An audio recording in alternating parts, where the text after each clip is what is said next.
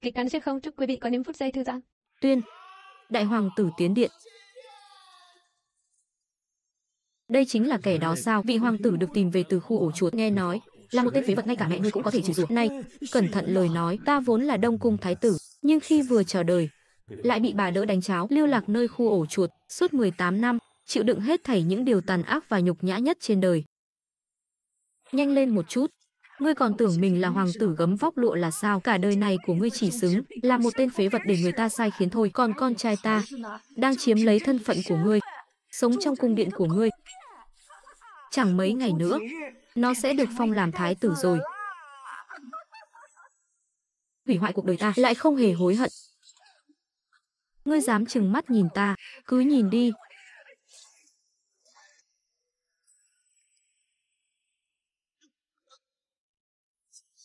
Rất nhanh thôi, con trai ngươi sẽ xuống đây với ngươi.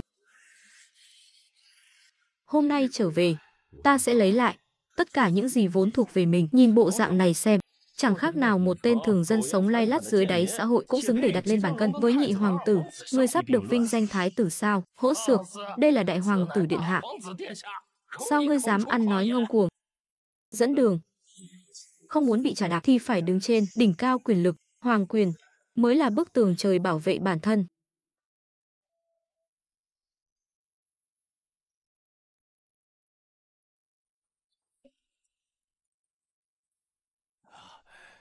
Lân Nhi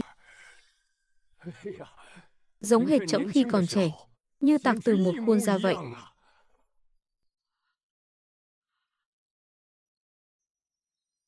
Lân Nhi, những năm qua, con đã phải chịu ấm ức rồi. Mẫu hậu sau này nhất định sẽ yêu thương con gấp bội. Tên phế vật này, tại sao lại phải quay về? Tiêu Thần, mẹ ngươi hại ta lưu lạc ở khổ chuột 18 năm, còn ngươi lại an tâm hưởng thụ cuộc đời vốn dĩ thuộc về ta. Vở kịch chim khách chiếm tổ chim sẻ này cũng nên hạ màn rồi. Hoàng huynh đã trở về. Vậy mọi người cứ chăm sóc Hoàng huynh trước đi. Kẻ ngoài cuộc này sẽ không ở đây làm chướng mắt nữa.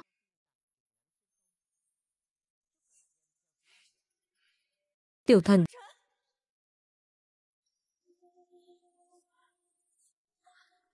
Tiểu Thần,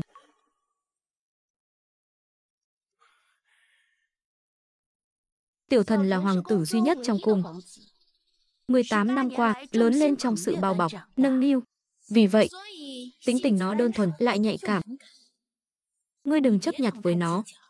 Nếu như ta cứ muốn chấp nhặt thì sao?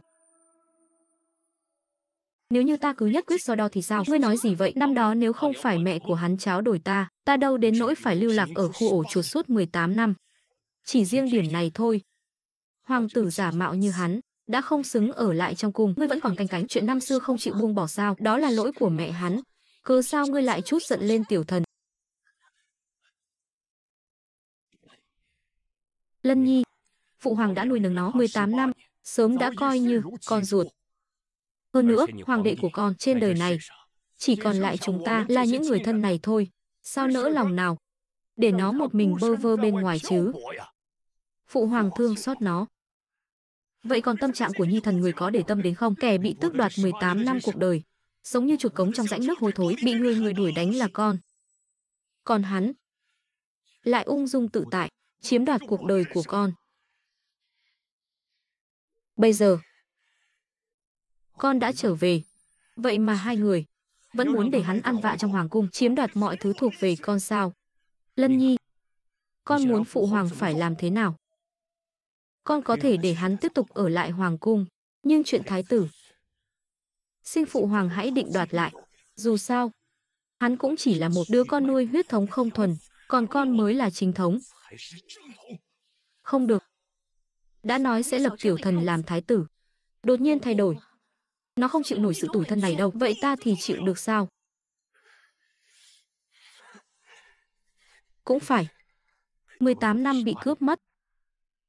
Ta như một tên sai vặt, bị người ta sai khiến, nếm đủ mọi loại tủi nhục. Thậm chí một miếng cơm ta cũng không có mà ăn, đều là xa xỉ. Ta sớm đã bị mài cho da dày thịt béo rồi. Đương nhiên là chịu được. Lân Nhi, phụ hoàng. Nếu người cứ khăng khăng thiên vị hoàng đệ, vậy con bây giờ sẽ quay về khu ổ chuột tiếp tục chịu đói rét. Ít nhất, ở nơi đó không có thứ tình thân giả tạo.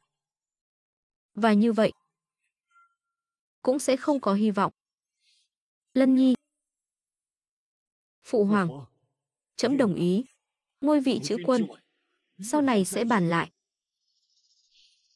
Điểm yếu nhất trong lòng người, chẳng qua cũng chỉ là hai chữ cảm thấy có lỗi. Ta sẽ dùng lưỡi dao sắc bén này từng chút một, đoạt lại những gì đã mất, tất cả sẽ được đoạt lại. Chuyện chữ quân, hôm khác sẽ định đoạt, phụ hoàng. Bao năm qua, ta đã nợ Lân Nhi quá nhiều rồi. Lân Nhi, con đường xa mệt mỏi. Trước tiên hãy nghỉ ngơi cho khỏe. Lệnh Nhi, con chuẩn bị cho Lân Nhi cung điện nào vậy? Thưa phụ hoàng, con đã sắp xếp cho nó ở Thận Hành Điện. Mong rằng sau này nó sẽ biết cẩn trọng lời nói, hành vi, bỏ đi thói kiêu căng, ngạo mạn, cũng không được vượt quá phận vị. Vậy cung điện Tiêu Thần đang ở là Thừa Càn Điện. Phụ hoàng. Thừa Càn Điện, thừa mệnh trời, nối nghiệp đế vương, vốn là nơi ở của thái tử. Con muốn trở về Thừa Càn Điện. Lời này của ngươi là có ý gì? Thừa Càn Điện là nơi tiểu thần đã quen ở rồi, sao có thể nói đổi là đổi được? Chim khách chiếm tổ chim câu đã lâu, cũng đến lúc phải dọn chỗ rồi. Hoàng tỷ, hoàng đệ, về Thừa Càn Điện nghỉ ngơi đây. Ngươi. Lân Nhi.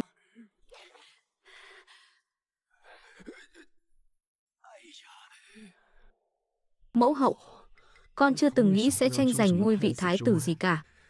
Chỉ muốn ở lại trong cung, bên cạnh người và phụ hoàng. Nhưng trong lòng hoàng huynh suy cho cùng vẫn không dung chứa được con. Nếu đã như vậy, con đi ngay đây. Tuyệt đối không để người và phụ hoàng phải khó xử. Tiểu thần, con và Lân Nhi đều là cục cưng của mẫu hậu. Gia đình này thiếu một người cũng không được. Mẫu hậu, muốn đi thì dọn dẹp đồ đạc cho sạch sẽ. Sau này, nơi này thuộc về ta. Sau này, nơi này thuộc về ta. Lân Nhi, con đang nói gì vậy? Không ai được đuổi tiểu thần đi hết.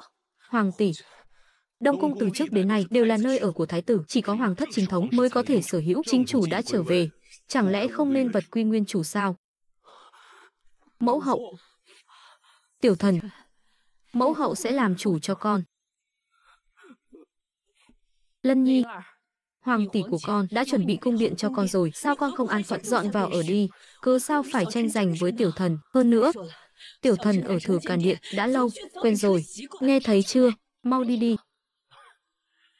Phụ hoàng, Nhi thần là huyết thống hoàng thất. Thế nhưng bây giờ lại bắt con phải ở trong điện phụ, con bắt con phải thận trọng lời nói việc làm, để cho kẻ huyết thống không thuần khiết kia chiếm giữ Đông cung. Như vậy có hợp quy củ không? Tiểu thần tuy không phải do mẫu hậu ruột thịt sinh ra, nhưng tình cảm mười mấy năm qua sớm đã như người một nhà. Ngươi không thể nghĩ cho cảm nhận của nó một chút sao? Ta cũng là người thân của hai người. Vậy tại sao hai người lại không nghĩ cho cảm nhận của ta? Ngươi. Hoàng tỷ, mẫu hậu, nếu hoàng huynh đã không dung được ta, ta đi là được. Đừng vì ta mà làm mất hòa khí. Tiểu thần không cần phải đi, nơi này là của ngươi, không ai cướp đi được. Lân Nhi đột nhiên bắt tiểu thần dọn đi, nó nhất thời khó mà chấp nhận được. Phụ hoàng, trước đây khi con còn ở khu ổ chuột không có quyền lựa chọn, chỉ có thể bị nhốt trong hầm tối không thấy ánh mặt trời, sống qua ngày bằng cơm thừa canh cạn. Nhưng bây giờ con đã hồi cung, cuối cùng cũng có cơ hội được lựa chọn. Con chỉ muốn được chọn một lần thứ mà mình thích. Lẽ nào cũng không được sao? Trước đây ngươi có thảm thương thế nào cũng không thể để tiểu thần chịu ấm ức. Huống hồ, phụ hoàng cũng chưa lập ngươi làm thái tử, dù tiểu thần có phải dọn đi, cũng không đến lượt ngươi đến ở. Câm miệng. Lân Nhi, trẫm biết những năm qua, con đã chịu không ít khổ cực. Chẳng phải chỉ là một Thừa Càn Điện thôi sao? Trẫm đặc cách cho con dọn vào ở. Phụ hoàng, tiểu thần, hôm nay Con dọn ra ngoài đi, dọn dẹp chỗ trống, nhường lại cho hoàng huynh của con. Trẫm đặc cách cho con, dọn vào ở. Mẫu hậu. Tiểu thần. Mẫu hậu biết trong lòng con không vui. Nhưng mà, đổi một cung điện khác cũng tốt, sẽ thanh tịnh hơn. Thế này. Lại đây. Miếng ngọc bội này con cầm lấy. Đây. Đây là ngọc bội do tiên đế đích thân truyền lại, chất ngọc trăm năm khó gặp, mang theo khí vận của hoàng thất. Không được. Vật này quá quý giá, con thật sự không thể nhận. Hay là ban cho hoàng huynh thì hợp hơn. Tiểu thần. Con đúng là quá lương thiện rồi. Con yên tâm, Lân Nhi này mới về cung, nó làm sao xứng được với món đồ quý giá thế này chứ. Nào, con nhận đi. Cái này. Cái này không hay lắm đâu. Đa tạ mẫu hậu ban thưởng. Đây là lần đầu tiên Nhi thần nhận được món quà của mẫu hậu. Nhi thần nhất định sẽ cất giữ cẩn thận. Lân Nhi.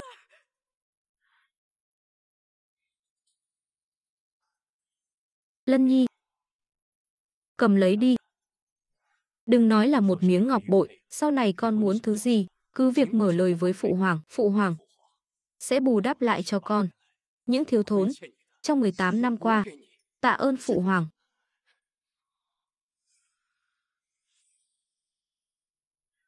Tiểu thần. Tiểu thần. Tiểu thần, ngươi nhất định phải cướp đi mọi thứ của tiểu thần mới cam tâm sao? Lân Nhi, ngươi... Phụ hoàng, có phải con không xứng đáng có được miếng ngọc bội này không ạ? Nhưng con cũng là con của mẫu hậu. Con cũng muốn nhận được món quà của mẫu hậu.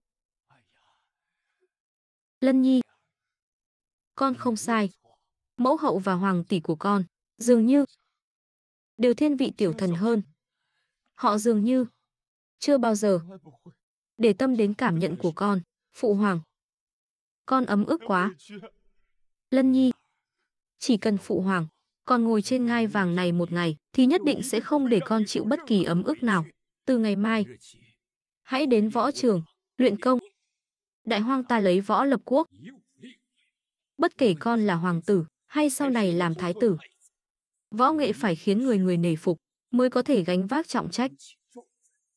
Nếu họ đã xem ta như cỏ rác thì ta há có gì phải vẫy đuôi cầu xin thương hại. Sáp lại gần chứ. Dù sao, điều quan trọng nhất là lấy lòng hoàng đế. Chỉ cần được người công nhận, hoàng quyền chẳng khác nào vật trong túi.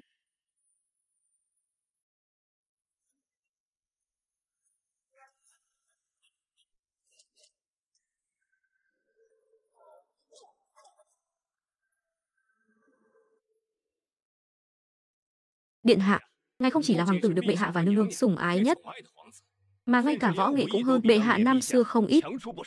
Xem ra ngôi vị thái tử này không ai khác ngoài ngài rồi. Sắp rồi, đợi bản cung loại bỏ một con chó ngáng đường đã. Mở cửa.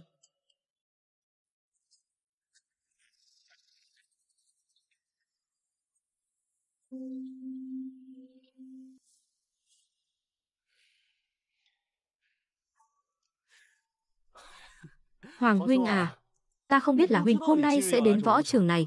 Cửa này đã khóa rồi, ta cũng không mở được. Hay là thế này đi, huynh chịu khó một chút, chui qua cái lỗ chó bên cạnh kia vào đi. Cái lỗ đó tuy nhỏ, nhưng cũng đủ cho huynh qua rồi. Người này là... Vị đó là hoàng huynh của ta, là người phụ hoàng vừa từ khu ổ chuột tìm về. Nghe nói lúc nhỏ sống rất khổ cực, không những bữa nào cũng chỉ được ăn cơm thừa, còn bị người ta ép làm việc nặng nhọc. Khu ổ chuột, xuất thân hèn kém như vậy cũng xứng làm hoàng tử sao? Đúng vậy, hoàng tử phải giống như thân điện hạ đây. Mọi cử chỉ đều toát lên khí chất hoàng gia. Nhìn lại tên này xem. Để ta tự giới thiệu một chút, ta vốn là con trưởng, lẽ ra phải kế thừa ngôi vị thái tử, nhưng năm đó bà đỡ lòng dạ khó lường, vì tiền đồ của con trai mình đã tráo đổi ta. À, phải rồi. Vị hoàng đệ tốt của ta đây chính là con trai của bà ta. Cái gì? Bà đỡ? Mẹ ruột của thần điện hạ lại có thân phận thấp hèn như vậy. Nói như vậy, thần điện hạ vốn không phải huyết mạch hoàng gia, hắn là con của bà đỡ. Còn vị kia mới là chân long huyết mạch. Phụ hoàng đã đặc biệt căn dặn, ta cần phải luyện tập võ nghệ, chăm chỉ hơn nữa. Sau này mới có thể đảm đương ngôi vị thái tử. Nhưng bây giờ, đến cả cái cửa này cũng không vào được nếu phụ hoàng trách tội. Thái tử. Vâng, điện hạ, thần sẽ không được động. Điện hạ.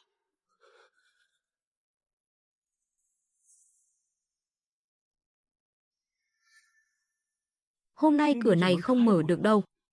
Ngươi chỉ có thể chui qua cái lỗ chó này thôi.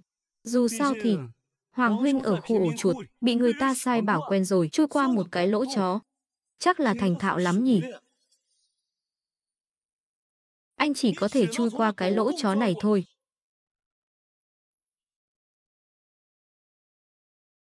Hóa ra cũng chỉ là đồ mềm xương. Cũng phải thôi. Vốn dĩ chỉ là một tên ở tầng lớp dưới đáy, sống lay lắt qua ngày mà thôi. Mà cũng có gan dám đấu với ta.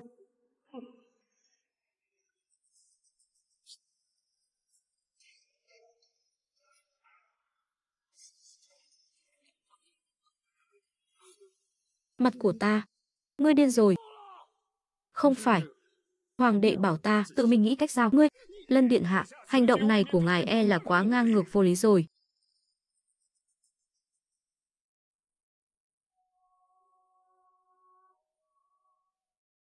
Mặt tướng Yên Đống Lương, tham kiến điện hạ. Đứng lên đi.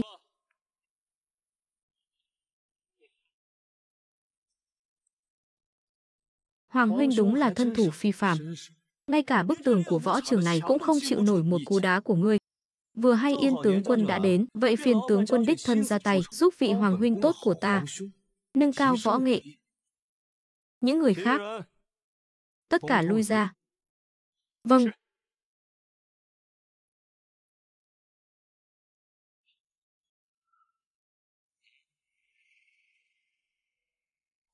Cấm quân giáo đầu, Yên Đống Lương, ngay cả lão ta cũng trở thành tâm phúc của tiêu thần, hèn gì. Tên hàng giả này dám ngang ngược như vậy. Kế hoạch phải tiến hành sớm hơn, mượn cớ luyện võ để trừ khử hắn. Làm vậy có lộ liễu quá không? Phụ hoàng hôm nay bận rộn quốc sự. Tuyệt đối sẽ không qua đây. Vâng.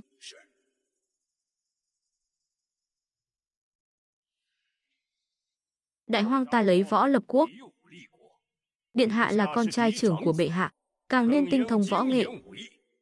Hay là cứ để lão thần cùng điện hạ tỉ thí vài chiêu. Yên tướng quân võ nghệ cao cường, hôm nay ngươi không chết cũng phải lột da. Yên tướng quân võ nghệ cao cường, nếu làm bản cung bị thương, ngươi biết hậu quả rồi đấy. Điện hạ cứ yên tâm, lão thần tự biết chừng mực.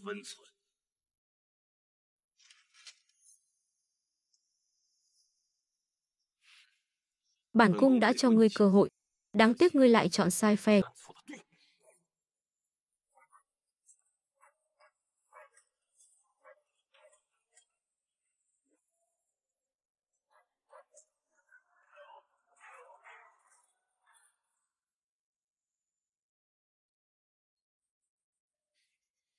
Chỉ có chút bản lĩnh này thôi sao? Hoàng đệ, xem ra ngươi đã nuôi một con chó ngốc không biết cắn người rồi. Hỗn xược. Một tên hàng giả như ngươi. Sao hả? Coi hoàng cung này là nơi ngươi muốn làm càn thì làm càn sao? Nói thêm một câu nữa xem, sao nào? Bị nói trúng tim đen, chỉ biết đập phá đồ đạc thôi à? Hay là cái ghế này ngồi lâu quá, khiến ngươi thật sự coi mình là hoàng tử thật rồi. Giết hắn cho ta. Ca đã cắn câu. Phụ hoàng, hôm nay là lần đầu Nhi thần luyện võ nên muốn mời người đến chỉ điểm đôi chút. Nhưng hôm nay quốc sự bận rộn.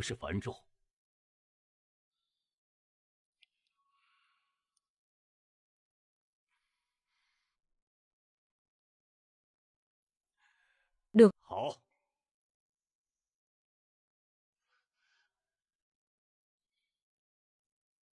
Phụ hoàng nhất định sẽ đến đúng hẹn. Có điều, e là phải đến giờ thân mới tới được.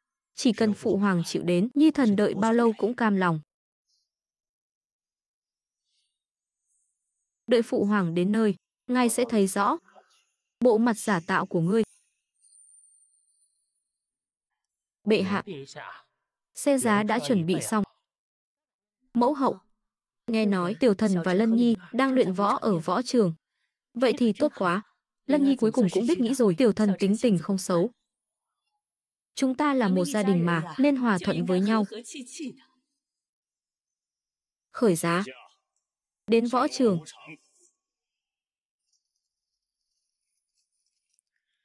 Ngươi có ý gì? Hoàng huynh mới đến. Làm hoàng đệ, tất nhiên phải dạy cho ngươi biết quy củ. Đừng có đối với ngôi vị thái tử mà có những suy nghĩ không nên có.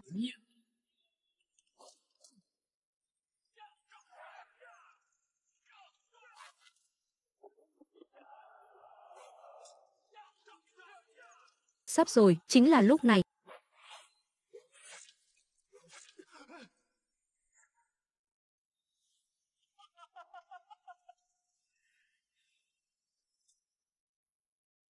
Ngươi không phải ngông cuồng lắm sao?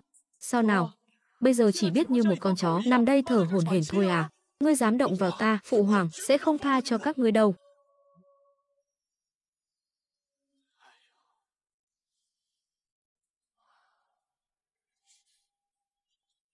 Ta chỉ cần bịa ra một lý do lỡ tay làm bị thương. Phụ hoàng cùng lắm chỉ cấm túc ta vài ngày. Vì ta có mẫu hậu chống lưng, có hoàng tỷ cưng chiều. Còn ngươi thì sao?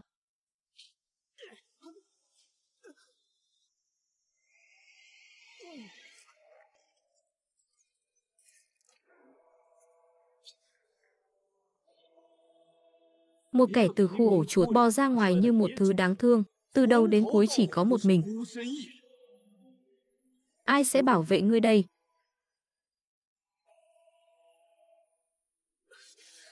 Ta biết, ngươi sợ ta sẽ cướp mất sự sủng ái của phụ hoàng và mẫu hậu dành cho ngươi, nhưng 18 năm qua, ta chưa từng được gặp cha mẹ một lần.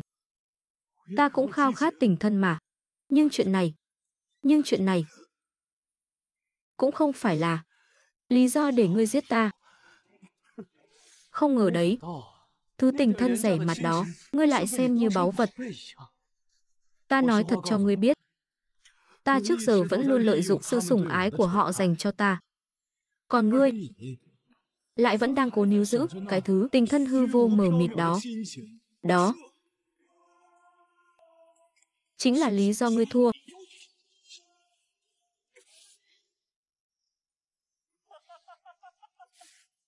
Ngày ngươi hồi cung, lẽ ra ngươi phải hiểu rằng ngôi vị thái tử vốn dĩ là của ta. Một kẻ thấp hèn từ dân gian, cũng xứng để tranh sủng đoạt ái sao? Còn muốn lừa phụ hoàng lập ngươi làm chữ quân, ngươi chỉ đáng bị vứt lại khu ổ chuột cho chó ăn.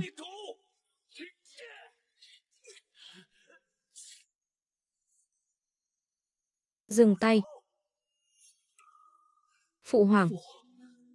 Sao phụ hoàng lại xuất hiện ở đây? Là ngươi.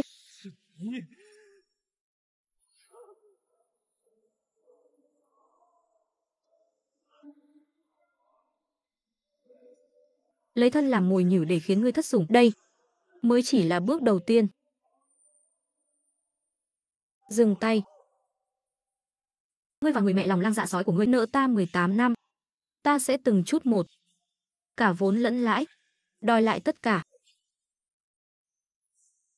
Đây là chuyện gì? Phụ hoàng, Nhi thần, hoàng đệ đương nhiên không nói nên lời, bởi vì vừa rồi, hắn muốn giết Nhi thần. Con không có. Hoàng huynh, sao huynh có thể ngậm máu phun người như vậy? Tiêu Lân, ngươi không được vu khống tiểu thần. Tính tình nó vốn đơn thuần lương thiện, ngay cả một con thỏ cũng không nỡ làm hại, sao có thể làm hại ngươi chứ? Đơn thuần, lương thiện. Ta muốn vào võ trường, hắn sai người khóa trái cửa này lại, bắt ta phải chui qua lỗ chó bên cạnh, bởi vì hắn nói, nơi đó mới là con đường mà một kẻ hạ đẳng như ta phải đi. Ta muốn hỏi, chẳng lẽ ta sinh ra trong dân gian thì số phận đã định sẵn là thấp kém hơn người khác sao? Thì phải chịu sự sỉ nhục tột cùng như vậy sao? Sau đó, sỉ nhục ta không được, liền để đám người này đến làm nhục ta, thấy ta phản kháng, liền dùng đến đao thật thương thật, muốn dồn ta vào chỗ chết. Đây chính là sự đơn thuần lương thiện trong miệng hoàng tỷ sao? Ngươi nói bậy. Sao nó có thể làm như vậy được? Ta nói bậy. Lẽ nào phải được hắn ngầm cho phép? Những người này mới dám đối với một hoàng tử ra tay tàn độc như vậy sao? Tiểu thần, Những lời Hoàng huynh còn nói có phải là sự thật không? Con chưa từng làm vậy. Con không bắt huynh ấy chui qua lỗ chó, càng chưa từng nghĩ đến việc giết huynh ấy. Vậy tại sao con lại cầm kiếm chĩa vào Hoàng huynh của con? Tông, không phải Nhi thần muốn làm Hoàng huynh bị thương, là Yên tướng quân. Ông ta ra tay không biết nặng nhẹ, mũi kiếm suýt chút nữa đã đâm vào tim của Hoàng huynh. Nhi thần trong lúc cấp bách xông qua muốn đoạt lấy kiếm, trong lúc hoảng loạn, mũi kiếm đã chỉ sai hướng, lúc này mới vô tình làm Hoàng huynh bị thương. Nhi thần thật sự là muốn cứu Hoàng huynh mà. Điện hạ, sao ngài có thể? Yên tướng quân, sổ sách tham ô quân lương của ngươi vẫn còn trong tay ta. Ngươi nhận tội, ta nhất định sẽ dốc toàn lực bảo vệ ngươi. Ngươi không nhận, chúng ta cùng cá chết lưới rách. Bệ hạ bớt giận, tiểu thần trước nay vốn nhát gan, sao dám nảy sinh sát tâm với Lân Nhi chứ? Yên tướng quân, còn không mau giải thích rõ ràng với bệ hạ. Bệ hạ, đều là do lão thần lúc tỉ thí không nắm vững chừng mực, làm Lân điện hạ bị thương. Chuyện này không liên quan đến thần điện hạ, tất cả đều là lỗi của lão thần. Ngươi, trẫm vẫn luôn tin ngươi trầm ổn, có chừng mực, vậy mà ngươi lại làm hại ái tử của trẫm. Thật sự khiến trẫm quá thất vọng. Trượng hình 50, phạt bổng lộc 3 năm. Lão thần tuân chỉ. Lân Nhi, phụ hoàng, xử trí như vậy, con đã hài lòng chưa?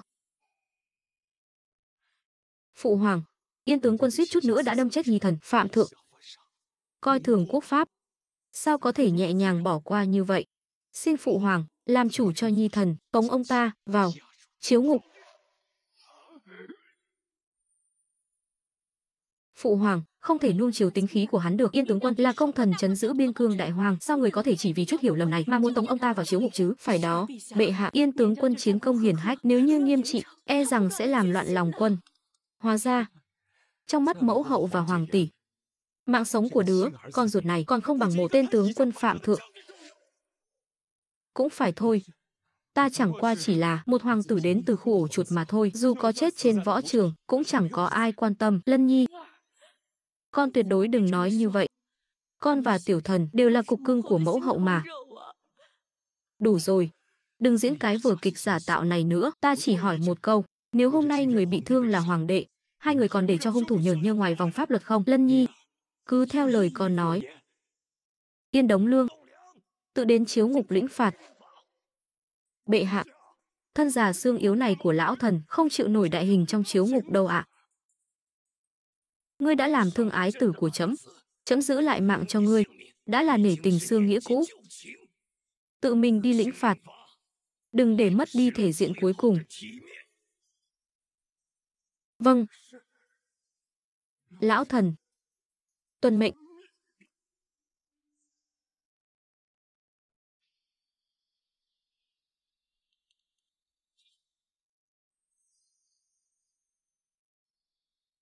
Hoàng huynh, Yên tướng quân đã chịu tội rồi, ngươi đã nguôi giận chưa? Ngươi có thể để Yên tướng quân làm vật tế thần, nhưng chẳng lẽ ngươi không có lỗi sao? Ngươi là hoàng đệ của ta, vậy mà ngươi lại lạnh lùng đứng nhìn dung túng cho bọn họ sỉ nhục ta. Nếu không đến mức này, ta sao có thể ra nông nỗi này? Ta nói. Phụ hoàng, phụ hoàng. Nhi thần sợ hãi. Huynh ấy vừa về đã cướp mất đông cung của con sợ huynh ấy sẽ cướp luôn cả phụ hoàng, mẫu hậu và hoàng tỷ, cướp đi hết. Dù sao thì hoàng huynh ấy mới là huyết thống chính danh, còn con chỉ là con nuôi. Cho nên con mới muốn để huynh ấy nếm chút khổ cực. Nhi thần chỉ là sợ bị hoàng huynh bắt nạt, sợ bị đuổi đi, sẽ không bao giờ được gặp lại mọi người nữa.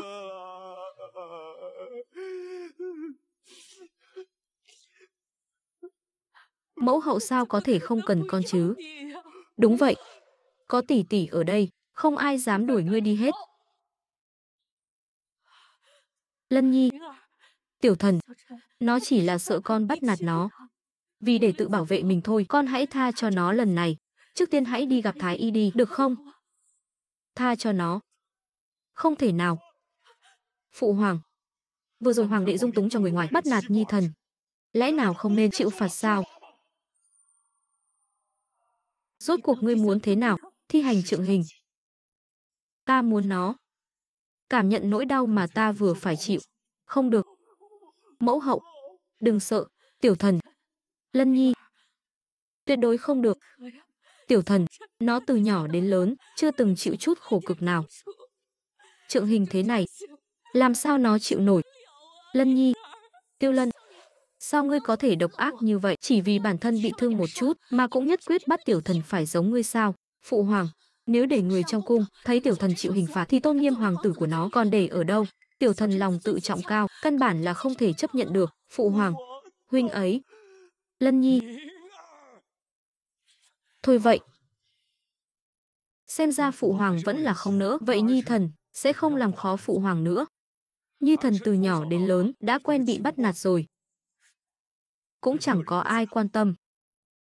Lân Nhi. Phụ hoàng, cứ theo lời con nói. Tiêu thần. Tuy không thể chứng minh vết thương của hoàng huynh con là do con chủ mưu, nhưng hoàng huynh con bị thương, suy cho cùng cũng là do con gây ra, tội không thể thoát. Phạt trượng 30 đại bản. Phụ hoàng. Phụ hoàng. Quỳ xuống nhận phạt. Mời. Thần điện hạ. Tạ phụ hoàng đã làm chủ cho Nhi thần. Nhi thần biết rằng cả thiên hạ này chỉ có phụ hoàng là đối tốt với Nhi thần. Lân Nhi. Là phụ hoàng chưa thể bảo vệ con chu toàn. Lân Nhi. Bây giờ có thể yên tâm đi xem vết thương được chưa? Nếu con lại có mệnh hệ gì, phụ hoàng sẽ không yên lòng đâu. Vâng. Nhi thần đều nghe theo phụ hoàng. Yên tướng quân đã cống hiến cho Đại Hoang nhiều năm, Tiêu thần lại càng là bảo bối trong lòng họ. Phụ hoàng đương nhiên sẽ không thật sự lấy mạng của họ, chỉ là qua chuyện hôm nay, vừa giết gà dọa khỉ, dằn mặt phe cánh của Tiêu thần, cũng là để cho cả triều đình trên dưới đều thấy rõ rốt cuộc ai mới có tư cách nhòm ngó ngôi vị chữ quân này.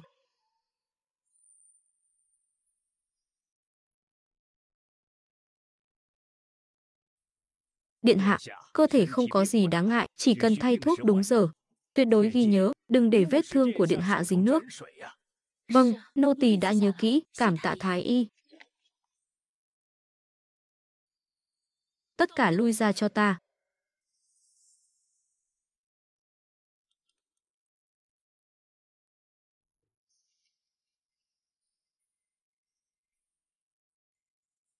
Tiêu Lân, ta chưa nói đến việc ngươi trừng trị Yên tướng quân chiến công lẫy lừng, nhưng tiểu thần chỉ vì sợ ngươi làm hại nó nên mới làm vậy. Sao ngươi có thể độc ác như thế? Ta độc ác?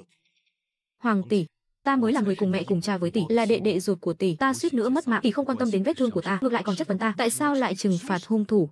Có một người phế vật đệ đệ như ngươi mới là nỗi sỉ nhục. Những ngày ngươi hồi cung, chưa làm được một việc gì ra hồn cho Đại Hoang.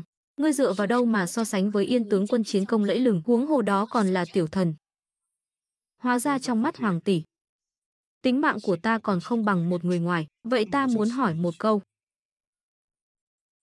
Nếu hôm nay người bị bắt nạt là Tiêu thần, tỷ sẽ làm thế nào? Ngươi đừng có giả vờ đáng thương, Tiêu Lân. Rõ ràng là ngươi ghen tị với tiểu thần, nên mới cố ý mượn tay Yên tướng quân để gây sự. Tiểu thần đơn thuần như vậy, ngươi không thể nhường nhịn đệ ấy một chút sao? Ta không đuổi hắn ra khỏi cung đã là sự khoan dung lớn nhất dành cho hắn rồi. Thuy Thúy, tiễn khách. Tiêu Lân, ngươi nhất định phải bắt nạt đệ ấy mới được sao? Tại sao? Dù ta có nói nhiều hơn nữa thì có ích gì chứ? Dù sao tỷ cũng chỉ một mực thiên vị tên đệ đệ giả tạo, thích diễn trò đó, không phải sao? Công chúa điện hạ nhà ta cần phải tĩnh dưỡng, mời người về cho.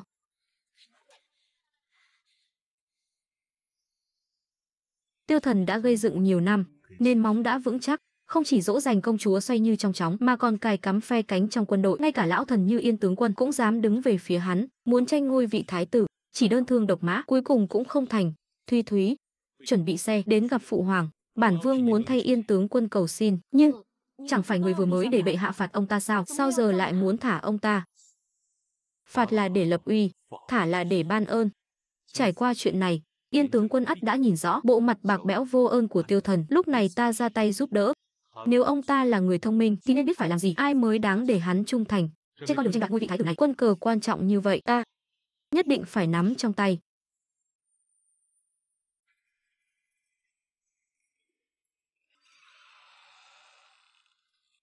Yên tướng quân, ngươi có thể ra ngoài rồi. ra ngoài. Nhưng không phải bệ hạ đã phán tội ta sao? Nghe nói là đại hoàng tử đã cầu xin bệ hạ thay cho ngài.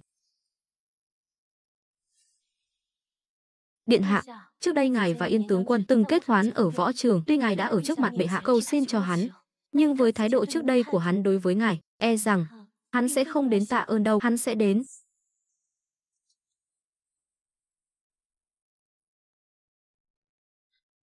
Lão thần, xin khấu tạ ơn cứu mạng của điện hạ. Ta và Yên tướng quân có vài chuyện cần bàn, ngươi lui xuống trước đi. Vâng. Nếu không phải điện hạ, cầu xin bệ hạ thay cho lão thần. Cái mạng này của lão thần e là đã mục giữa trong chiếu ngục rồi. Tướng quân là tướng tài của đại hoang ta, bản cung không muốn vì ngươi chọn sai phe, mà hủy hoại cả đời người. Nhưng mà, chuyện ngươi giúp Tiêu Thần đối phó ta trước đây, món nợ này, ta cũng chưa quên đâu. Là lão thần hồ đồ. Tiêu Thần tên nhãi đó, trước khi đổ tội cho ta, còn nói sẽ bảo vệ ta, sau khi xảy ra chuyện lại chẳng thấy mặt mũi đâu. Ngược lại là điện hạ ngài, vừa biết thưởng phạt phân minh, lại có lòng bao dung. Từ nay về sau, cái mạng này của lão thần chính là của điện hạ. Đi theo Tiêu Thần chỉ có thể làm vật tế thần, còn đi theo vị này mới có đường sống, mới có công phò tá. Tướng quân đứng lên đi. Sau này, hãy hết lòng vì đại hoang. Bản cung cũng sẽ không bạc đãi ngươi. Quốc sự đại hoang ngày càng bề bộn, Nhi thần cũng muốn học hỏi thêm, gánh vác giúp phụ hoàng. Vì vậy, con khẩn xin phụ hoàng cho phép Nhi thần tham gia triều hội, dự thính việc chính sự. Nhưng mà, con vừa mới về cung, e là không hợp quy củ lắm. Con biết, hoàng tử vừa về cung, không nên đưa ra yêu cầu dự thính chính sự. Nhưng con thấy hoàng đệ lại thường cùng phụ hoàng lên triều, học hỏi bên cạnh. Trong lòng Nhi thần đây cũng khó tránh khỏi có chút ngưỡng mộ, huống hồ cùng là hoàng tử. Nhi thần cũng muốn sớm học được bản lĩnh, không để phụ hoàng thất vọng. Cũng phải. Con tuy vừa mới hồi cung, nhưng suy cho cùng con cũng là hoàng tử, lẽ ra phải học hỏi việc quốc sự sau này, mới có thể san sẻ gánh lo cho trẫm. Phải rồi, ngày mai, con hãy cùng trẫm đi một chuyến. Nhi thần, tạ ơn phụ hoàng. Nhi thần nhất định sẽ nỗ lực học hỏi, cố gắng, sớm ngày vì phụ hoàng mà bài ưu giải nạn. Phải rồi, đợi khi sức khỏe con khá hơn, hãy đến gặp mẫu hậu và tiểu thần của con, bảo tiểu thần phải xin lỗi con cho đàng hoàng. Người một nhà, đừng lúc nào cũng căng thẳng như vậy, tất cả đều nghe theo phụ hoàng. Trên triều đình, chỉ cần có thể thể hiện thực lực để các triều thần đều nhận ra ai mới là người đáng để đi theo, bọn họ tự khắc sẽ chủ động về phe mình. Tiếp theo, đã đến lúc xây dựng thế lực của riêng mình rồi. Tiểu thần, đừng khóc nữa. Mẫu hậu, sao nỡ để con đi chứ? Nín đi, tiểu thần. Con biết lỗi chưa? Phụ hoàng, Nhi thần thật sự biết lỗi rồi. Là Nhi thần hồ đồ, không nên để hoàng huynh chịu ấm ức. Cầu xin phụ hoàng đừng đuổi Nhi thần đi, biết lỗi rồi. Không phải cứ khóc là xong chuyện đâu. Hoàng huynh con bị thương là thân thể, nhưng tổn thương hơn là trong lòng. Xin lỗi hoàng huynh, con đi. Bệ hạ.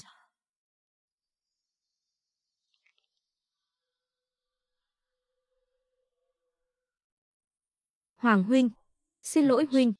Là do đệ nhất thời hồ đồ mới khiến huynh phải chịu khổ, tất cả đều là lỗi của đệ, lần sau đệ không dám nữa. Hoàng huynh, huynh là người rộng lượng, huynh tha cho đệ lần này đi. Nếu phụ hoàng đã lên tiếng rồi, ta đương nhiên cũng không truy cứu nữa. Hy vọng sau này ngươi ở trong Thận Hành Điện phải cẩn trọng tuân thủ quy củ, bỏ thói kiêu căng ngạo mạn, ở yên trong đó. Nếu có lần sau, ngươi làm huynh trưởng này, không ngại dùng quy củ của Đông Cung, dạy ngươi nhận rõ vị trí của mình. Tiêu Lân này, không chỉ cướp cung điện của ta, còn dám dạy dỗ ta. Tiêu Lân, đợi ta tìm được cơ hội, nhất định sẽ khiến ngươi tan xương nát thịt. Tiêu Lân, tiểu thần đã như vậy, xuống nước nhận lỗi với ngươi. Cớ sao ngươi cứ phải được đằng chân lân đằng đầu? Ta không hề thấy hoàng đệ có chút thành tâm hối cải nào. Ngược lại, có vẻ như trong lòng đang ghi nhớ nỗi nhục hôm nay, tính toán sau này làm sao để tìm ra sai sót của ta, phải không? Hoàng đệ, Tuyệt đối không có chuyện đó, hoàng đệ lần này quả thực đã thật lòng hối cải. Sau này nhất định sẽ cẩn trọng lời nói, hành vi ngoan ngoãn giữ đúng bổn phận. Mong là như vậy. Hai ta cứ thế hòa thuận với nhau, dù sao thì phụ hoàng cũng vì quốc sự mà quá lao lực cũng đã rất mệt mỏi rồi. Nhắc đến quốc sự, buổi thiết chiều sáng mai, Lân Nhi cũng phải tham gia. Bệ hạ, Lân Nhi không được thông minh hơn người như tiểu thần. Hơn nữa, nó vừa mới từ dân gian trở về, cũng chưa từng tiếp xúc với chính sự, cứ đường đột tham gia như vậy, e là không hay cho lắm. Đúng vậy, Tiêu Lân chẳng qua chỉ là một kẻ hù chữ từ khu ổ chuột bò ra mà thôi. E là ngay cả chữ cũng chưa nhận hết thì làm sao hiểu được triều chính. Đưa nó đến Kim Loan Điện, chẳng phải là để cho quần thần chê cười, làm tổn hại thể diện hoàng ra sao. Nhưng mà Nhi thần lại thấy mẫu hậu và hoàng tỷ đã quá lo xa rồi. Hoàng huynh đã ở dân gian nhiều năm, về phương diện dân sinh chắc chắn có kiến giải sâu sắc, biết đâu có thể mang lại cho triều đình những ý tưởng mới mẻ thì sao. Có lý. Vậy ngày mai hai con đều theo trẫm đi. Lân Nhi, con có thể học hỏi hoàng đệ của con, học hỏi cho thật tốt. Thấy chưa? Đây chính là sự khác biệt. Tiểu thần rộng lượng không chấp nhặt, còn ngươi vừa rồi cứ hùng hổ dọa người, còn không mau cảm ơn tiểu thần đi. Hoàng tỷ nói phải. Hoàng đệ ở trong cung đã lâu, tai nghe mắt thấy, kiến thức mưu lược, chắc hẳn vượt xa ta. Buổi thiết chiều sáng mai, vẫn mong ngươi chỉ dạy cho ta học hỏi nhiều hơn.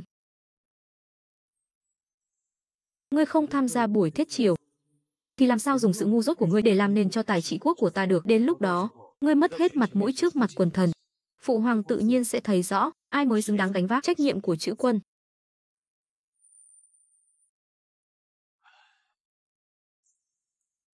Giang Châu đại hạn, đất đai khô cằn ngàn dặm, hàng chục vạn dân lưu tán, tràn vào các châu quận xung quanh. Chư khanh, có kế sách gì hay không? Tiểu thần, Lân Nhi, hai con đã dự thính triều, thì cứ nói thử xem.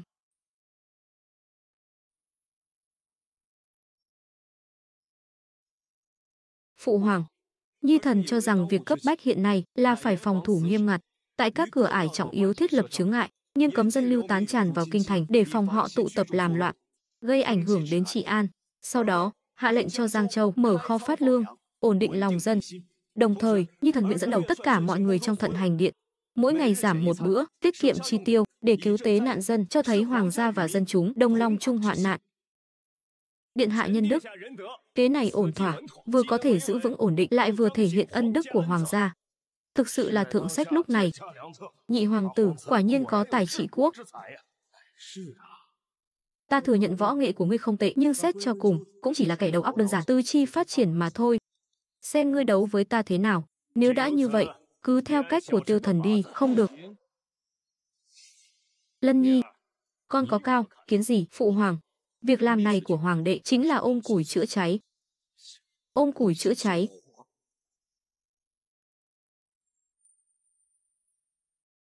Xem ra đại hoàng tử thật sự không hiểu thuật trị quốc.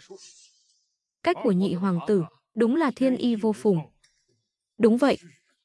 Còn gì phải bàn cãi nữa. Nghe nói vị đại hoàng tử này vừa từ khu ổ chuột trở về, e là mặt chữ còn chưa nhận hết, bây giờ lại đòi chỉ điểm Giang Sơn. Nếu việc trị quốc này mà cũng đơn giản như đi ăn mày, vậy chẳng phải chúng ta đã đọc sách thánh hiền mấy chục năm qua vô ích rồi sao? Không phải cứ đọc sách càng nhiều thì càng thấu hiểu nỗi khổ của dân gian. Việc nước chưa bao giờ là đạo lý trên giấy, mà là mảnh đất dưới chân, là những nỗi thống khổ hiện hữu trong dân gian. Lân Nhi, vậy theo con thấy thì sao? Điều binh ngăn chặn nhìn thì có vẻ ổn định, nhưng thực chất là dồn hàng chục vạn nạn dân tuyệt vọng vào một chỗ. Một khi có biến thì trong khoảnh khắc sẽ là ngọn lửa cháy lan cả cánh đồng. Đến lúc đó cần nhiều quân đội hơn để trấn áp, thương vong càng lớn. Đó là thứ nhất. Thứ hai, nếu Giang Châu có đủ lương thực, thì sao lại có chuyện dân chúng lưu tán? Nhi thần từng nghe trong dân gian, sổ sách kho lương Giang Châu thì đầy ắp, nhưng thực tế 10 kho thì 9 kho rỗng. Lúc này mở kho, không những không phát được lương thực mà còn đánh rắn động cỏ, để cho bè lũ tham quan, tiêu hủy chứng cứ từ trước. Thứ ba, việc tiết kiệm chút chi tiêu trong cung, đối với hàng chục vạn nạn dân mà nói, chẳng khác nào muối bỏ bể, chỉ có thể mua được danh tiếng nhất thời, chứ không bổ béo gì cho việc thực. Hoàng huynh à, những điều huynh nói, trên dưới triều đình này không phải không biết. Nhưng huynh chỉ nêu ra hiện tượng, lại không đưa ra được phương án giải quyết thì có tác dụng gì chứ? Chẳng lẽ bắt dân tị nạn cứ chờ mãi sao? Phải đó, đúng vậy, phải đó, lại muốn lừa gạt phụ hoàng. Ta không tin ngươi có phương án giải quyết nào tốt hơn của ta. Không sai, những vấn đề này ai mà không biết. Mấu chốt là phải giải quyết vấn đề, chỉ nói mà không làm thì có ích gì. Phải đó. Phụ hoàng, đây là những gì nhi thần có thể nghĩ ra để an dân lưu tán, phương án tối ưu nhất. Xem ra hoàng huynh còn thông tuệ hơn, có kế sách giải quyết còn tốt hơn thế này. Lân Nhi, vì con đã chỉ ra những vấn đề này, chắc hẳn trong lòng đã có kế sách. Cứ nói ra đi. Đương nhiên, nhi thần có 2 kế sách. Nói trẫm nghe xem.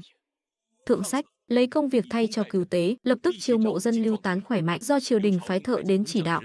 Xây dựng công trình thủy lợi, đào giếng sâu, sửa sang đường xá, mỗi ngày dùng lương thực hoặc tiền công để trả. Như vậy dân lưu tán có thể sống sót. Triều đình có được các công trình, càng có thể vì tương lai phòng chống thiên tai mà đặt nền móng. Hạ sách, điều động toàn dân.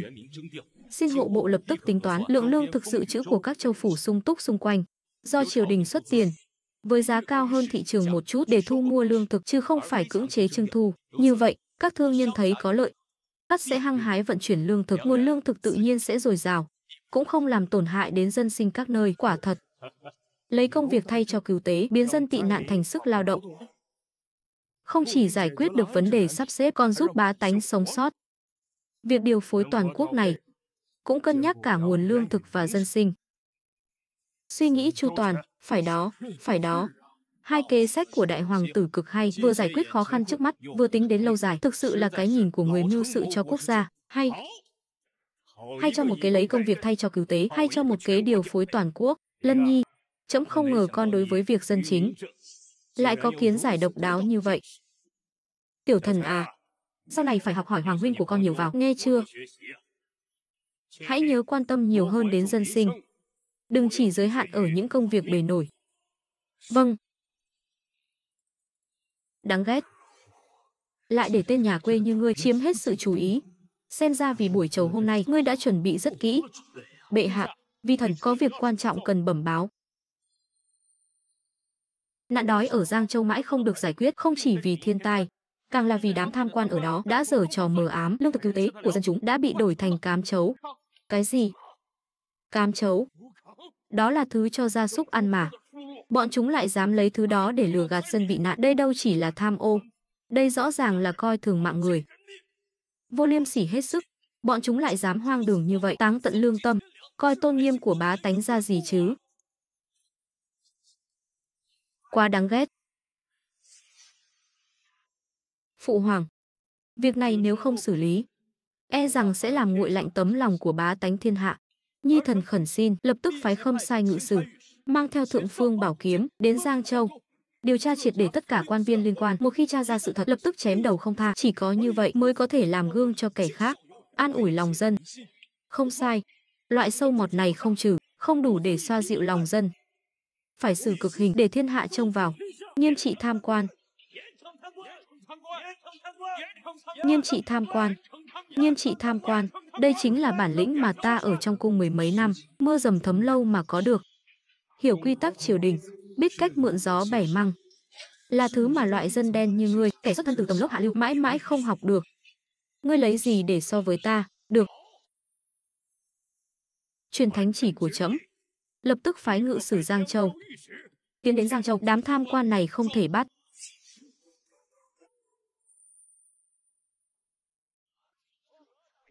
Lân Nhi, con vừa nói gì? Chẳng lẽ con muốn dung túng cho hành vi này sao? Hoàng huynh, huynh to gan thật đấy, lại dám nối giáo cho giặc, bao che cho tham quan đổi lương thực là tội chết. Hắn lại nói không bắt, chuyện này mà truyền ra ngoài, bá tánh chẳng phải sẽ chửi rủa triều đình, dung túng cho tham nhũng hay sao?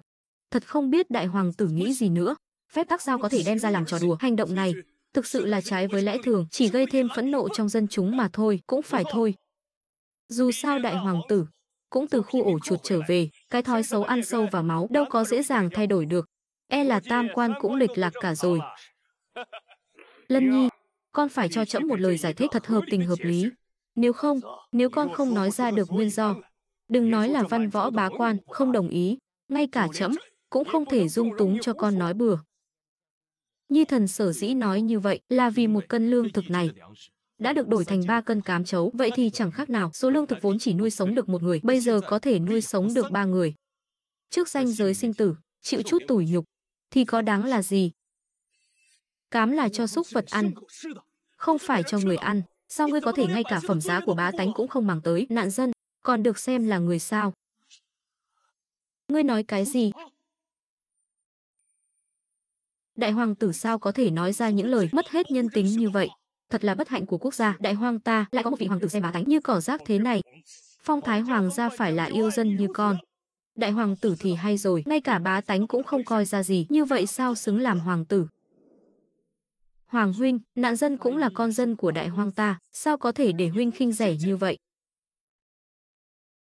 Phụ hoàng, bá tánh là gốc rễ của đại hoàng ta, cũng là con dân của người.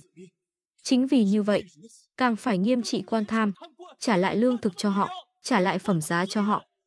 Đúng vậy, điện hạ nói rất phải. Nghiêm trị quan tham, trả lại phẩm giá cho bá tánh, nghiêm trị quan tham, trả lại phẩm giá cho bá tánh, nghiêm trị quan tham, trả lại phẩm giá cho bá tánh. Ngươi đúng là chỉ biết nói mấy lời sáo rỗng không ai hiểu, thế của ta đã lên. Ngươi căn bản không đấu lại ta đâu. Các người nói ta mất hết nhân tính, nói ta khinh rẻ bá tánh. Vậy ta muốn hỏi các vị đại nhân có mặt ở đây, có ai đã từng tự mình đặt chân đến vùng thiên tai chưa? Là các người, những kẻ an nhàn ở kinh thành, chỉ biết bàn luận suông, chỉ biết bàn việc binh trên giấy trong tấu chương, hỡi các đại thần, hay là ngươi? Vị hoàng tử từ nhỏ đã sống trong cung, gấm vóc lụa là, đến cả bụng đói là gì cũng không biết. Nếu ngươi thật sự đã đến vùng thiên tai, thì ngươi sẽ biết, triều đình dù có cấp phát bao nhiêu đi nữa, lương thực cứu tế cũng không bao giờ là đủ, nếu không tìm cách xoay sở, thì những nạn dân ở Giang Châu mà ngươi thấy sẽ chỉ còn là một đống xương trắng mà thôi. Vậy thì lại xin triều đình cấp phát lương thực. Phụ hoàng tuyệt đối sẽ không ngồi yên mặc kệ. Bao năm qua chiến sự liên miên, ngươi thật sự nghĩ rằng quốc khố giàu có như ngươi tưởng tượng sao? Nhưng triều đình rõ ràng đã cấp phát tiền và lương thực cứu tế, thần đã tra sổ sách của Giang Châu, số bạc này căn bản không hề được dùng cho bá tánh, tất cả đều chảy vào tay một người tên là Triệu lão bản. Sao ngươi có thể nói giúp cho loại người này? Đúng vậy, đúng vậy. Bọn họ vốn không hề biết tình hình thiên tai hiện nay ra sao, vậy mà cứ đòi xử tội quan tham sẽ gây ra hậu quả nghiêm trọng thế nào? Thì sao? Hoàng huynh biết mình đuối lý, nên không nói nữa. Tuy tiền đã vào túi hắn, nhưng đó cũng là bản lĩnh của hắn. Triều đình cấp phát ngân lượng, hắn lại sinh ra nhiều hơn, dùng số tiền tham ô đó mua được nhiều lương thực hơn, để dân tị nạn sống thêm được vài ngày. Nếu không có hắn, thì bây giờ xương trắng ở Giang Châu sẽ chỉ càng nhiều hơn. Nực cười. Sao ngươi có thể mở mắt, nói dối như vậy, còn nói tham ô là cứu dân? Đúng vậy, hai việc này không thể nhập nhằng, lẽ nào tham ô lại là có lý hay sao? Phải đó, phải đó.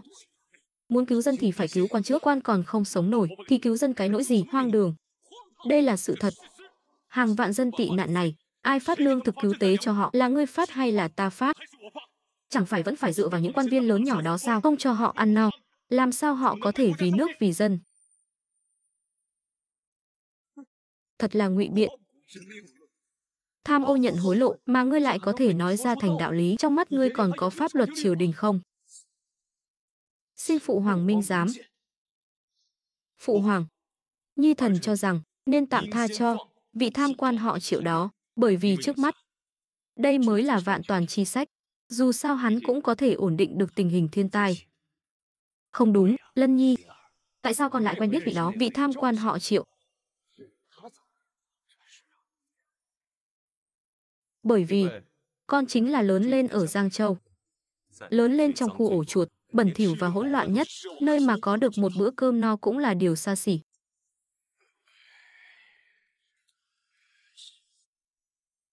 Chữ quan viết thế nào? Trên dưới hai cái miệng.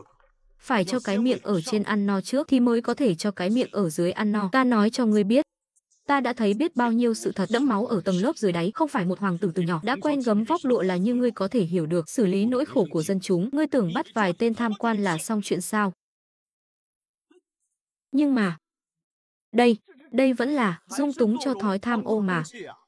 Ngươi đúng là không sợ trời không sợ đất, vô pháp vô thiên. Từ xưa đến nay, có bao nhiêu thanh quan, bao nhiêu tham quan.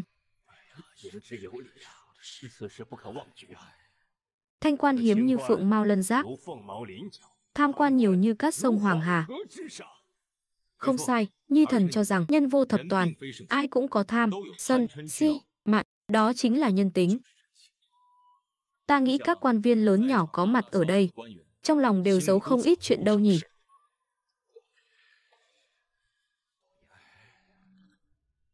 Nhưng Nhi thần tuyệt đối không dung túng. Chỉ cần họ giữ vững lập trường căn bản nhất, không phản bội quốc gia, không làm hại trăm họ, không làm điều đại ác lay chuyển nền móng đại hoang. Những chuyện nhỏ nhặt này đều có thể thông cảm. Suy cho cùng, đạo làm quan, không phải là cứ chăm chăm vào những chuyện lớn nhỏ không buông, mà là xem ai có thể vì quốc gia bán mạng, vì bá tánh làm chuyện thiết thực. Nhưng mà Lân Nhi, lẽ nào những tên tham quan đó lại không đáng bị bắt sao? Nếu không bắt, sau này luật pháp của triều đình còn ai coi ra gì nữa? Đương nhiên phải bắt. Chỉ là không phải bắt vào lúc này, vào thời điểm nguy cấp này. Lúc này, hàng vạn nạn dân đang chờ cứu mạng. Chỉ là ngay lúc này, nếu bắt hết những quan viên đã nhúng chàm tham ô đó, ai sẽ đến kiểm kê kho lương? Ai sẽ đến điều động binh mã? Ai sẽ đem những lương thực đó giao đến tay nạn dân? Phụ hoàng, Giang Châu rắn chuột một hang. Nếu như bắt hết bọn chúng, chỉ e rằng người có thể làm việc cho đại hoang sẽ chẳng còn lại mấy ai.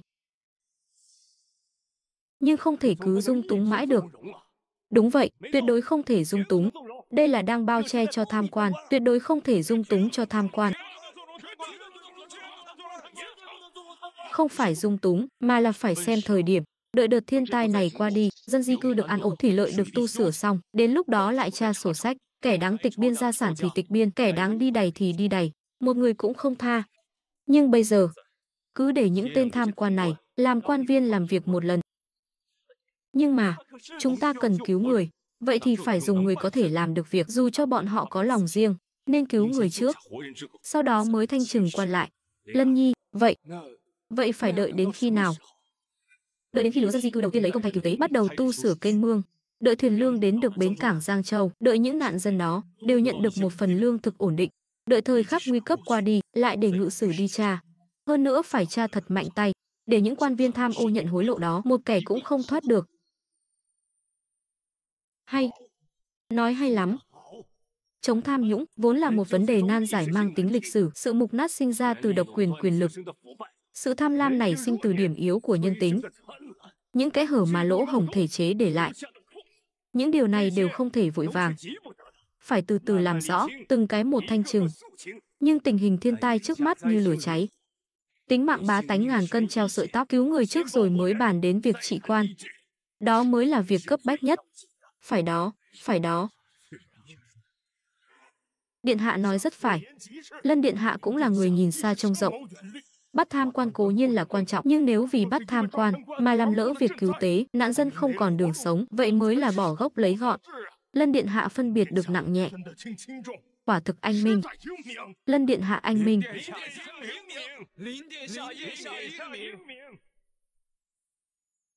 Lân Nhi, lúc trước là phụ hoàng đã trách nhầm con rồi. Không ngờ rằng con lại có thể suy tính sâu xa đến vậy, thậm chí còn sâu sắc hơn cả những gì trẫm nghĩ.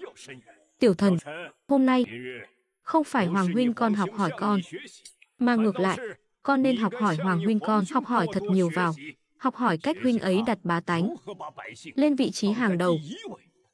Vâng, thưa phụ hoàng. Nhi thần chỉ nhìn thấy được bề ngoài của việc trừng trị tham nhũng, lại không được như hoàng huynh có thể nhìn thấu bản chất của việc cứu dân.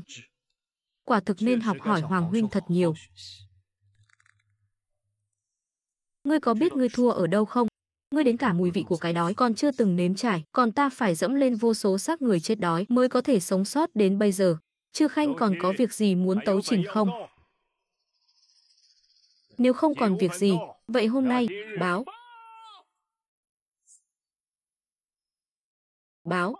Lang quốc ở biên giới phía Bắc đã tập kết 10 vạn binh lính tại biên cương. Chúng yêu cầu chúng ta cống nạp 10 vạn lượng vàng, 5 vạn tấm vải, 30 vạn thạch lương thực và cả 2 thành trì ở biên giới phía Bắc mới chịu lui binh. Nếu không chúng sẽ san phẳng biên giới đại hoang ta. tiến thẳng đến kinh thành. Lẽ nào lại có chuyện đó? Lại dám nhân lúc đại hoang ta đang suy yếu, đục nước béo cỏ, thật sự coi đại hoang ta dễ bắt nạt sao?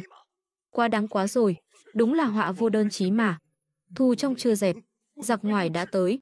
Chuyện này phải làm sao đây? Quốc khố trống rỗng, thiên tai như lửa cháy. Nếu lúc này khai chiến với Lang Quốc, hậu quả thật không dám tưởng tượng. Chư Khanh, Lang Quốc bắt nạt người quá đáng. Nên chiến hay nên hòa?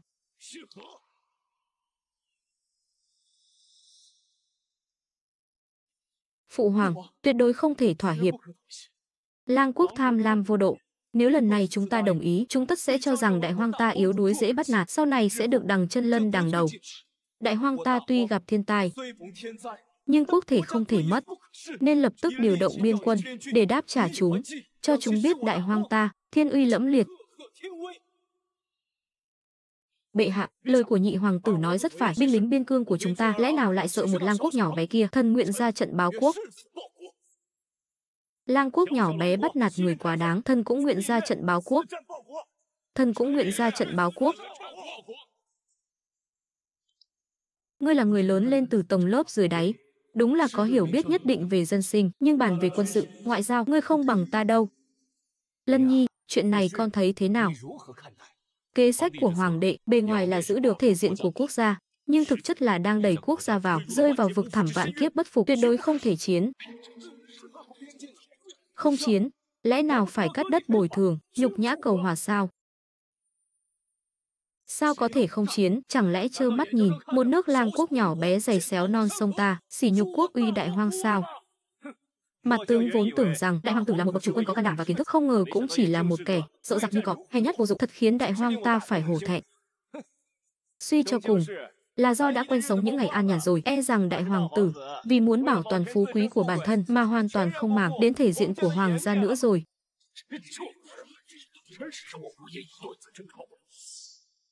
Các vị tướng quân trung dũng đáng khen. Vậy ta xin hỏi, nếu khai chiến, quân lương sẽ điều từ đâu?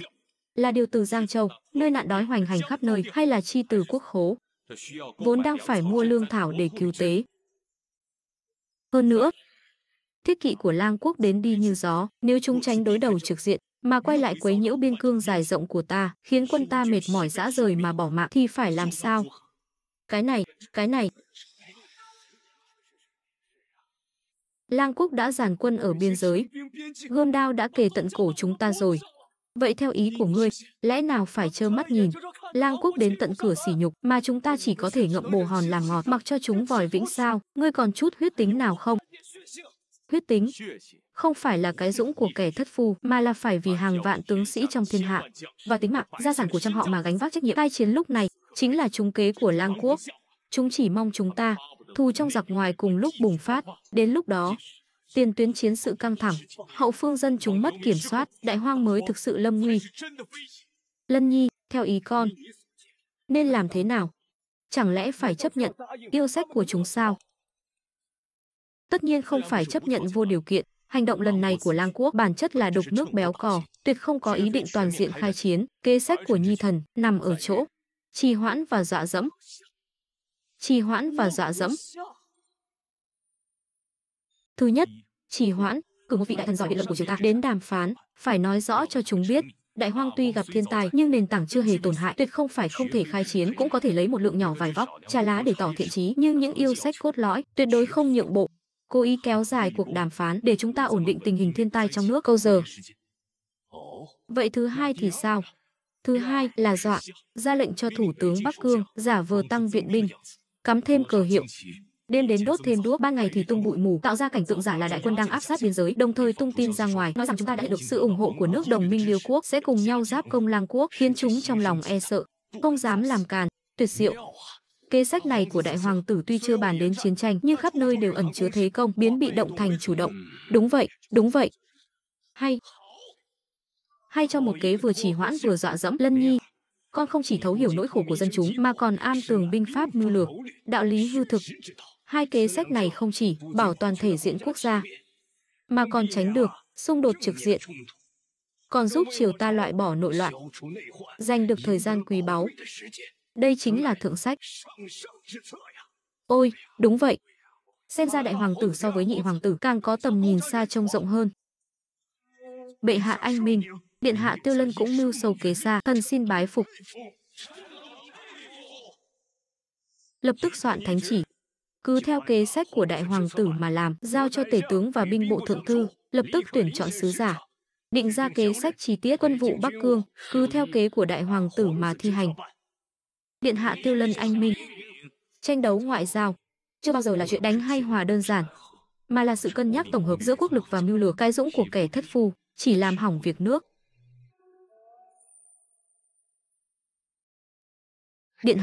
Điện hạ xin dừng bước. Điện hạ, những kiến giải về quốc sự vừa rồi của ngài thực sự là cao kiến, khiến hạ quan như được khai sáng. Sau này trên triều đình, còn mong điện hạ chỉ điểm cho hạ quan nhiều hơn. Đúng vậy, tâm nhìn thật độc đáo. Đúng vậy, tâm nhìn thật độc đáo. Điện hạ, đây là trà mới hạ quan nhiều người tìm từ Giang Nam về. Nếu ngài không chê, xin hãy nhận lấy để thưởng thức nếm thử cho biết. Chư vị quá lời rồi, những lời vừa rồi chẳng qua chỉ là làm tròn bổn phận của một hoàng tử, không dám nhận là chỉ điểm. Nếu chư vị thật lòng muốn cống hiến cho đại hoàng, vậy thì sau này trên triều đình hãy đưa ra nhiều kế sách lợi dân hơn. Đó chính là sự ủng hộ tốt nhất dành cho bản cung và phụ hoàng. Điện hạ, vừa rồi là hạ quan có mắt không tròng, lại hoang đường cho rằng điện hạ xuất thân từ dân gian, không am hiểu quốc sự, là hạ quan hồ đồ rồi. Mong điện hạ đại nhân đại lượng, đừng chấp nhặt với kẻ thiển cận như hạ quan, bản cung sẽ không ghi hận. Người nói sai, nhưng không dung thứ kẻ làm sai. Chư vị, hãy đặt tâm tư của mình vào đúng chỗ, hết lòng vì quốc gia đi. Điện hạ khoan hồng độ lượng. Vậy hạ quan xin cáo lui trước, hạ quan cáo lui. Điện hạ, biểu hiện hôm nay của người trên điện, bệ hạ vui mừng khôn xiết. Lúc nãy khi về ngự thư phòng, ngài còn nói với lão nô, nói rằng người là vị hoàng tử có thể chia sẻ lo âu với ngài nhất. Trải qua mấy lần đối đầu này, danh vọng của ta trên triều đã vượt xa Tiêu Thần, ngay cả sự tin tưởng của phụ hoàng cũng đã nghiêng về phía ta. Ngôi vị thái tử chỉ còn cách một bước chân. Bản cung chẳng qua chỉ làm vài việc thiết thực cho đại hoang mà thôi. Tấm lòng nhân hậu của điện hạ, lão nô đều nhìn thấy cả. Chỉ là lúc nãy, khi thần điện hạ rời đi, sắc mặt trông không được tốt lắm. Người vẫn nên cẩn thận một chút. Sắc mặt hắn tốt hay không liên quan gì đến bản cung? Chuyện này ban đầu bản cung đã nghĩ, nếu hắn an phận thủ thường rời khỏi Đông cung, không tranh sủng nữa, bản cung sẽ không so đo chuyện hắn cướp đi cuộc đời của ta. Nhưng hắn lại không biết điều, vậy thì đừng trách bản cung không nể nang. Tiêu Lân.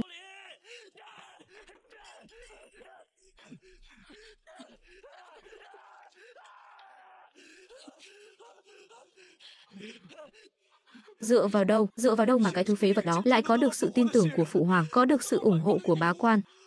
Trước đây đám quan viên đó chẳng phải đều vây quanh ta sao? Bây giờ thì hay rồi, từng người một đều chạy đi nịnh bợ hắn cả rồi. Dựa vào đâu chứ? Điện hạ bớt giận, người vẫn còn hoàng hậu nương nương và công chúa điện hạ chống lưng, vẫn còn cơ hội thắng rất lớn mà. Cơ hội thắng? Ta bây giờ làm gì còn cơ hội thắng nào nữa? Bây giờ trong mắt phụ hoàng chỉ có một mình hắn, Tiêu Lân thôi. Không được, không thể để chuyện này tiếp diễn được nữa. Cứ thế này, ngôi vị thái tử của ta sẽ không giữ được mất. Ta không thể thua. Ta tuyệt đối không thể thua.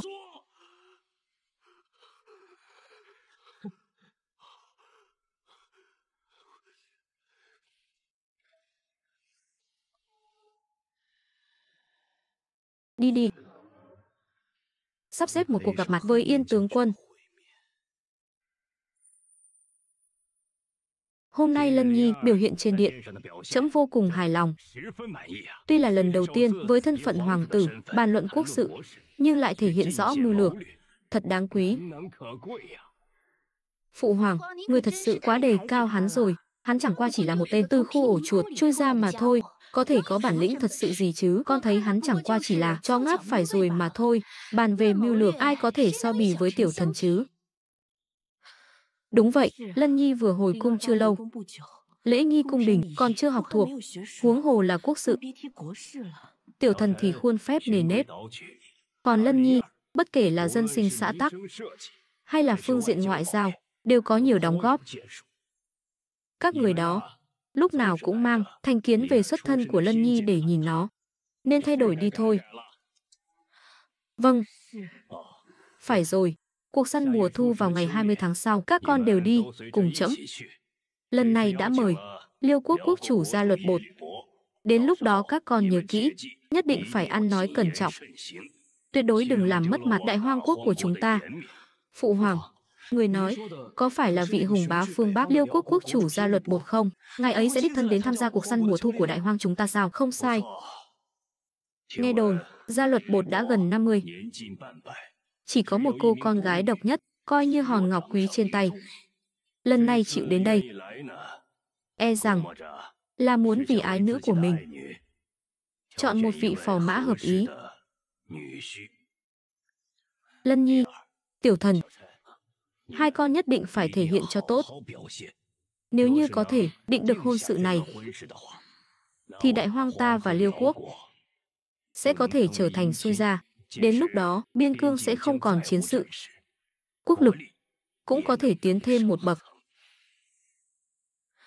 Tiểu Thần, mẫu hậu, còn đang chờ bế cháu ngoan đó.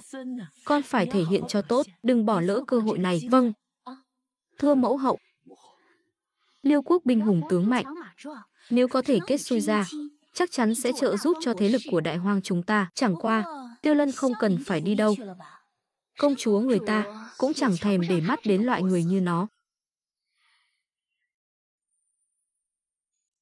Hoàng tỷ, tỷ ghét ta đến vậy sao?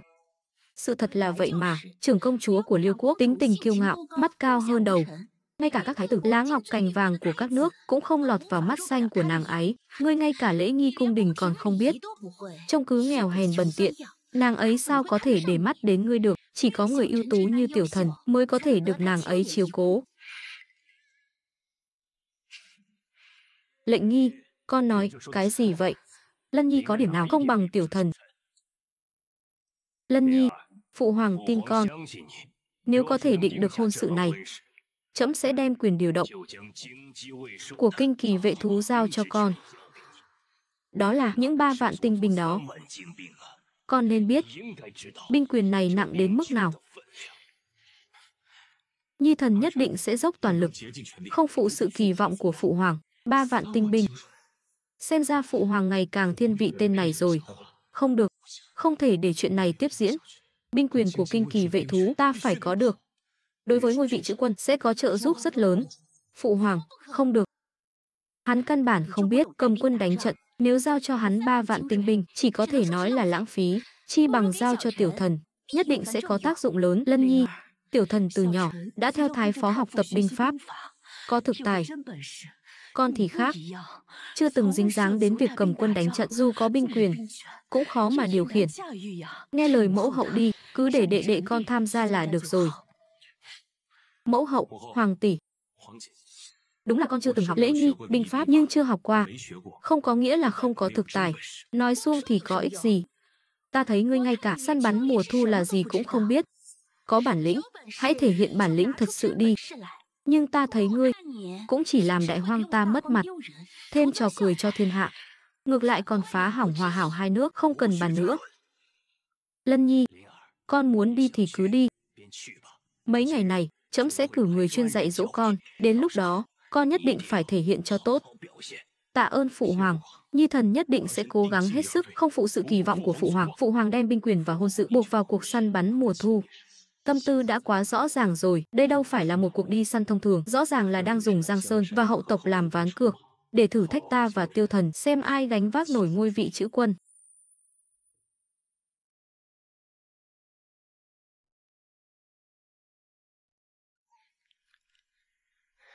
Gia Luật huynh, ngài đích thân đến dự cuộc săn mùa thu của đại hoang, thực sự là đại hạnh của đại hoang chúng ta.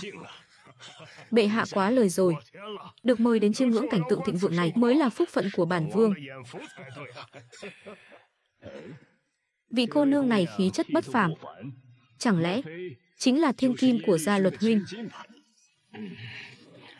Chính là tiểu nữ Vân Châu ra mắt bệ hạ. Vân Châu ra mắt bệ hạ. Miễn lễ. Anh tư hiên ngang. Quả nhiên, có phong thái của gia luật huynh. Chỉ tiếc là thân nữ nhi.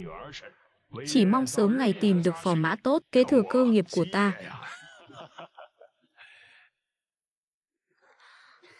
Hai vị kia có phải là hai vị hoàng tử của bệ hạ không? Hoàng đệ, đệ xem. Đây chính là con Tuyết Nguyệt Bảo Mã chị mượn từ Trấn Quốc Công cho đệ đó, cước lực nhanh, lại thông nhân tính. Hôm nay có nó giúp đệ, chắc chắn sẽ săn được nhiều con mồi nhất.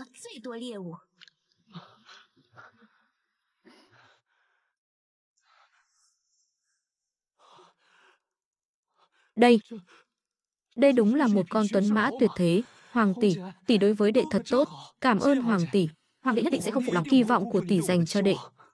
Công chúa điện hạ, ngài thật sự thương yêu thần điện hạ. Con Tuyết Nguyệt Bảo Mã này là tâm can bảo bối của Trấn Quốc Công, chưa bao giờ cho mượn. Công chúa điện hạ vì thần điện hạ, đúng là đã tốn không ít công sức. Đúng vậy, thần điện hạ và công chúa điện hạ chính là rồng phượng trong cung, tỷ đệ hòa thuận, thật là đại phúc của hoàng thất. Phải rồi, công chúa điện hạ, thần nhớ bệ hạ đã dặn, bảo ngài chuẩn bị ngựa cho cả hai vị hoàng tử. Lân điện hạ vừa mới hồi cung, ngài không quên chuẩn bị ngựa cho ngài ấy rồi chứ? Nếu không có ngựa, Lân điện hạ sẽ không thể tham gia cuộc săn mùa thu năm nay. Sao có thể chứ? Người đâu? Dắt lên đây.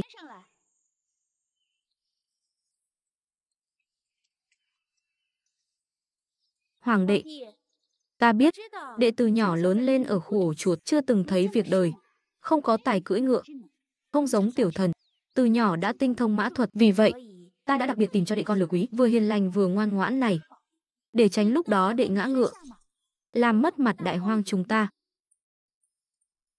Hoàng tỷ của ta đúng là chu đáo hết chỗ chê. Hoàng huynh à, con lừa này hợp với huynh lắm đấy. Cưỡi nó đi, vững như bàn thạch. Không cần lo mình không biết cưỡi ngựa, ngã sẽ xấu hổ lắm. Hoàng tỷ, tỷ đối với hoàng huynh thật là quá tốt. Điện hạ, xem ra hai vị kia đối với Lân điện hạ khá là quan tâm nhỉ. Họ thường xuyên đùa giỡn như vậy, chẳng có chút nghiêm túc nào, để ra luật huynh chê cười rồi. Lừa, con à lừa con, ngươi tuy xuất thân thấp hèn, nhưng cũng biết an phận thủ thường, không tranh giành hiếu thắng. So với một vài kẻ không biết thân biết phận, không biết mình là ai, là cái thá gì, thì hơn nhiều rồi. Ngươi nói có phải không? Phải không, Hoàng huynh?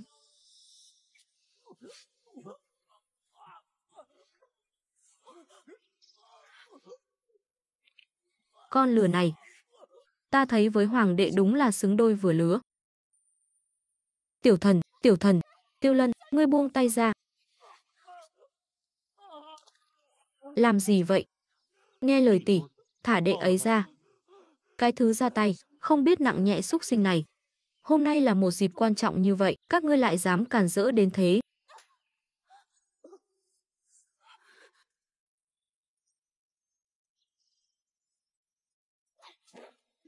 Không biết nặng nhẹ là hai đứa các ngươi. Hôm nay sứ thần Liêu Quốc đến thăm, hai người các ngươi không giữ lễ tiếp đãi khách quý, lại còn vứt hết lễ nghi ra sau đầu, lấy một con lừa ra để nói chuyện, thể diện của đại hoang chúng ta đều bị các ngươi làm mất hết rồi. Tiêu Lân, ngươi cứ đợi đấy cho ta. Tiểu thần, đệ không sao chứ, có cần truyền thái y không? Không cần đâu.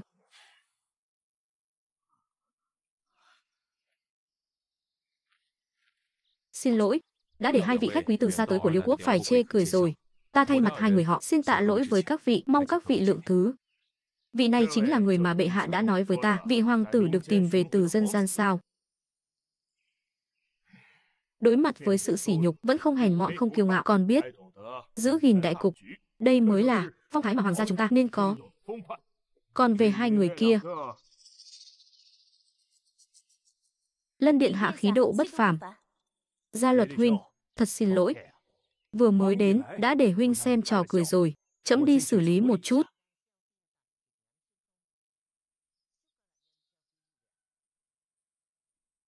Phụ hoàng, hai đứa các con đúng là to gan lớn mật.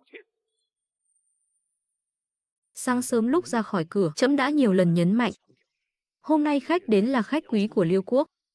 Từng lời nói, từng hành động đều phải chú ý đến thể diện của hoàng thất đại hoang ta. Không ngờ, các con lại dùng lừa để sỉ nhục Lân Nhi. Thậm chí còn động tay động chân. Là để cho huynh đệ Gia Luật đây xem hết trò cười của Hoàng thất Đại Hoang chúng ta hay sao? Phụ hoàng, không phải lỗi của chúng con. Là Tiêu Lân, hắn ra tay trước, xô ngã tiểu thần bị xô đến mức đứng không nổi nữa. Con mới thay đệ ấy đòi lại công bằng. Đúng vậy, phụ hoàng. Ngươi đừng trách Hoàng tỷ nữa. Hoàng tỷ cũng chỉ một lòng bảo vệ con. Đều tại Hoàng huynh không biết điều. Hoàng tỷ có ý tốt chuẩn bị ngựa cho huynh ấy lại chê đó là lừa, còn ra tay đánh người. Nhi thần thật sự không có ý định sỉ nhục huynh ấy đâu ạ. Câm miệng. Vừa rồi trẫm đã thấy rõ mười là các con dùng lừa để sỉ nhục Lân Nhi trước, khiến nó khó xử. Bất cứ ai có chút cốt khí cũng không thể chịu đựng được sự sỉ nhục như vậy của các con. Bao nhiêu năm qua, sách vở đã đọc, đều đọc vào bụng chó hết rồi sao?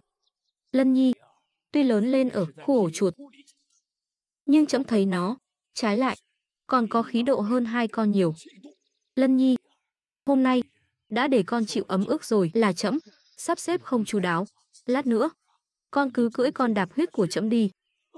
Ngựa quý của bệ hạ chưa từng cho người khác mượn, hôm nay lại định ban cho đại hoàng tử cưỡi. Lẽ nào trong lòng bệ hạ đã có người được chọn làm chữ quân rồi sao? Nhi thần tạ ơn phụ hoàng.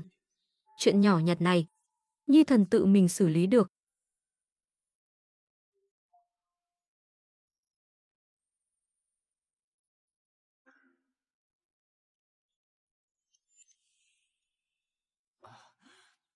Vân Châu công chúa điện hạ.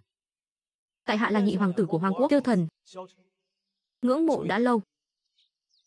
Lân điện hạ, chàng vừa rồi có bị thương không?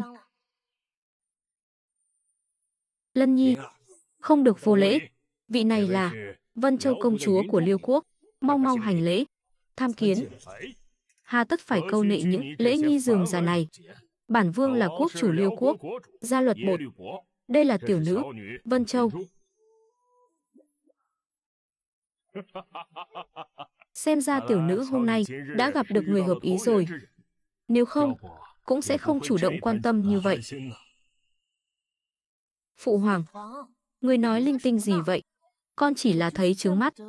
Có kẻ bắt nạt người khác thôi. Không nói nữa, phụ hoàng không nói nữa, đã trưởng thành cả rồi. Có một số chuyện ta cũng không quản được nữa. Đúng vậy, giờ cũng không còn sớm nữa, cứ để hai vị hoàng tử của ta ra luyện tập trước. Cũng là để cho buổi săn thu của chúng ta khai mạc cho thêm phần náo nhiệt. Luyện tập ư? Chuyện náo nhiệt thế này sao có thể thiếu bản vương được? Gia Luật huynh, đúng là cầu còn không được. Được ngài đích thân thị phạm. Đó là vinh hạnh của hai hoàng tử của ta.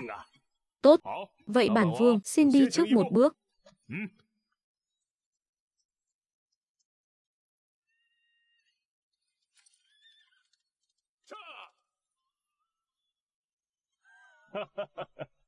Hai con cũng đi theo đi. Trổ tài cho tốt. Đừng để Gia Luật huynh coi thường bản lĩnh của hoàng tử Đại Hoang chúng ta. Vâng, phụ hoàng.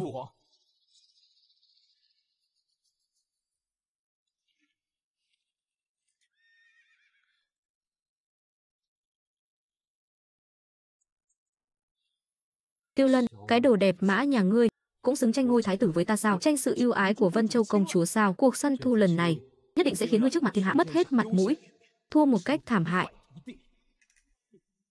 Tên này chắc chắn lại giở trò ma mãnh gì rồi.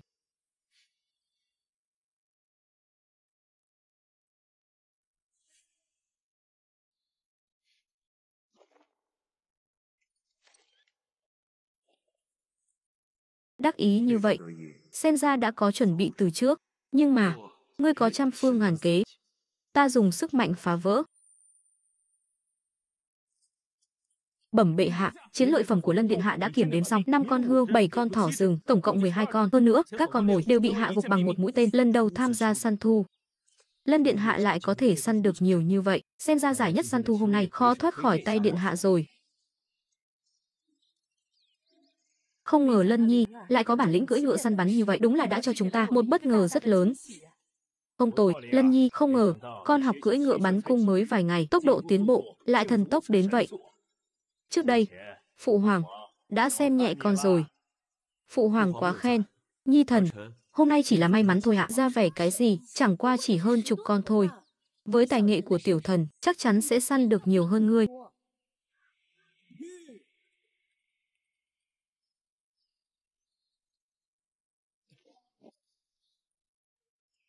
Nhi thần, tham kiến phụ hoàng. Hôm nay, con không săn được con mồi nào sao? Phụ hoàng. Bệ hạ. Bệ hạ, không phải đâu ạ. Thần điện hạ săn được cả thảy 8 con, tất cả đều còn sống. Phụ hoàng xin thứ tội. Hôm nay Nhi thần thấy những con mồi kia, con nào cũng sống động, thực sự không nỡ ra tay. Săn bắn mùa thu, vốn là để rèn luyện võ nghệ. Nếu chỉ vì tranh giành thắng thua mà đuổi cùng giết tận, e rằng quá mức tàn nhẫn, cũng làm mất đi khí độ nhân hậu của hoàng gia ta. Phụ hoàng, mẫu hậu, Nhi thần cho rằng ý nghĩa của săn bắn mùa thu là để rèn luyện chứ không phải tàn sát. Nếu có thể bắt sống mãnh thú, vừa có thể thể hiện sự dũng mãnh của dũng sĩ đại hoang ta, lại vừa có thể thể hiện đức hiếu sinh của ông trời. Hoàng đệ làm tốt lắm, cần đệ nhân đức. Bắt sống so với săn giết còn khó hơn gấp mấy lần, không chỉ cần võ nghệ cao siêu, mà còn cần một tấm lòng nhân từ nữa. Đúng vậy, đúng vậy. Bệ hạ, xem ra như vậy, tiểu thần quả thực đã làm xuất sắc hơn.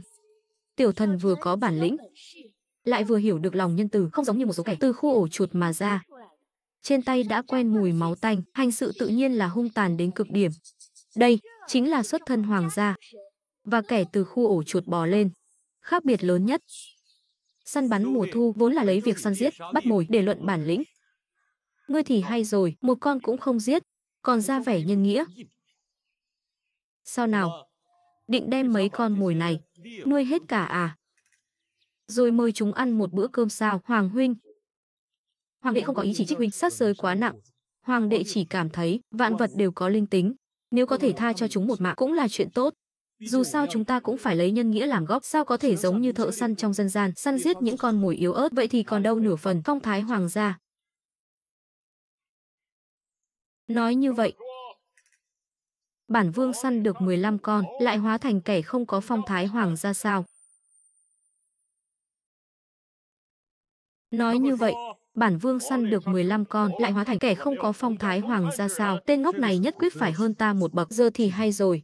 Vốn dĩ những lời này là nhắm vào ta, bây giờ lại gián tiếp mắng cả quốc chủ Liêu quốc, đắc tội với khách quý rồi, ta xem hắn dọn dẹp mớ hỗn độn này thế nào. Không phải vậy. Tại hạ chỉ muốn nói, đủ rồi, đừng nói nhảm với ta nữa. Săn bắn mùa thu mà lại không săn giết thú vật thì gọi gì là săn bắn mùa thu? Bản vương vượt ngàn dặm xa xôi đến đây tham gia buổi săn bắn của các người, đến bây giờ lại bị chỉ trích rằng săn giết là sai trái. Các người còn muốn mượn lời của bản vương để mắng bản vương tàn nhẫn, hay là xem buổi săn bắn này như trò trẻ con để đùa cợt đại Liêu ta? Gia Luật huynh, xin hãy bớt giận. Nhi tử này của trẫm hồ đồ, nói năng hàm hồ, không hiểu quy củ. Buổi săn bắn mùa thu này vốn dĩ lấy việc săn giết làm gốc, làm gì có đạo lý không sát sinh chứ. Ngày đó, tuyệt đối đừng chấp nhặt với nó. Không cần nhiều lời, bản vương nghe rõ mồn một rồi. Đại hoang đã không xem minh ước với đại Liêu quốc gia gì, còn lấy buổi săn bắn mùa thu làm cái cớ để đùa cợt bản vương. Minh ước như vậy, không kết cũng chẳng sao. Chuẩn bị ngựa, lập tức hồi trình. Gia Luật huynh,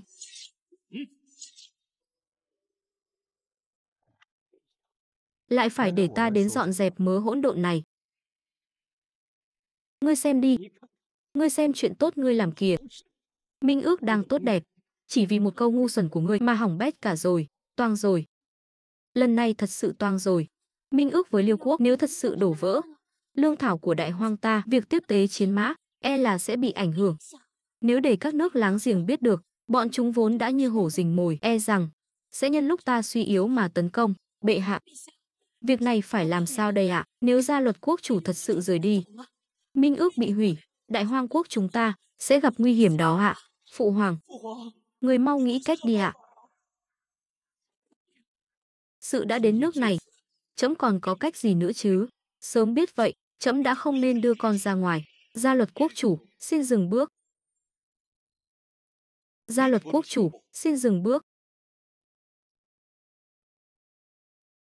Phụ hoàng, Tiêu Lân hành sự vốn đã lỗ mãng, nếu lúc này tiến lên, chắc chắn sẽ đổ thêm dầu vào lửa. Nếu chọc giận Gia Luật quốc chủ, gây ra chiến tranh, thì phải làm sao đây?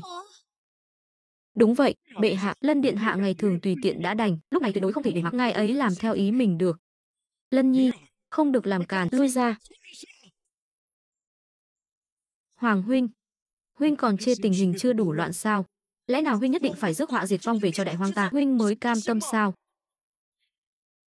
Gia Luật quốc chủ, xin hãy nghe tại hạ nói một lời, nếu ngài nghe xong không muốn ở lại thì đi cũng chưa muộn, vãn bối cũng sẽ không níu kéo ngài. Còn có lời gì muốn nói, là muốn giống như đệ đệ của ngươi cùng bản vương luận bàn về lòng nhân đức này sao, hay là muốn khiển trách bản vương săn bắn, làm mất đi phong thái hoàng gia? Nói bậy. Hoàng đệ, lẽ nào không nỡ săn bắn chính là lòng từ bi sao? Vậy ta muốn hỏi ngươi, phụ hoàng cả đời săn bắn, những con mồi chết dưới tay người không đếm xuể. Lẽ nào phụ hoàng không có lòng từ bi? Lẽ nào phụ hoàng đã làm mất thể diện hoàng gia? Đương nhiên là không phải rồi. Đại nghịch bất đạo, Tiêu Lân, lẽ nào ngươi đang nói phụ hoàng không có lòng nhân từ? Lẽ nào anh đang nói phụ hoàng không có lòng nhân từ? Để Lân Nhi nói.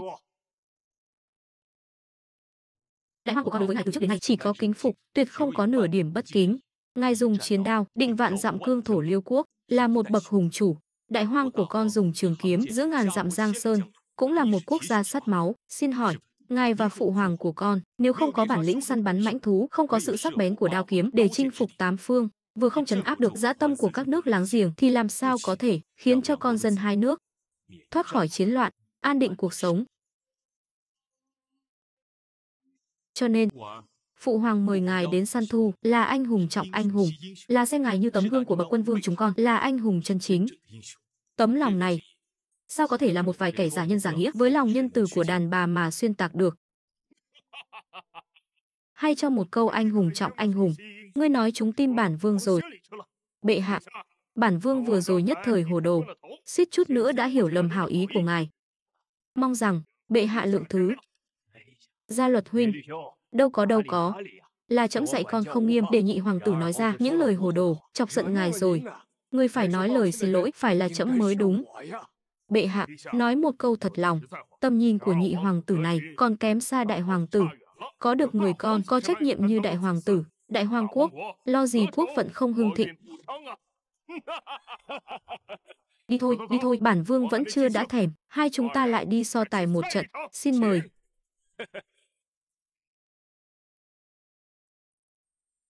Hoàng đệ, đã nhớ kỹ chưa?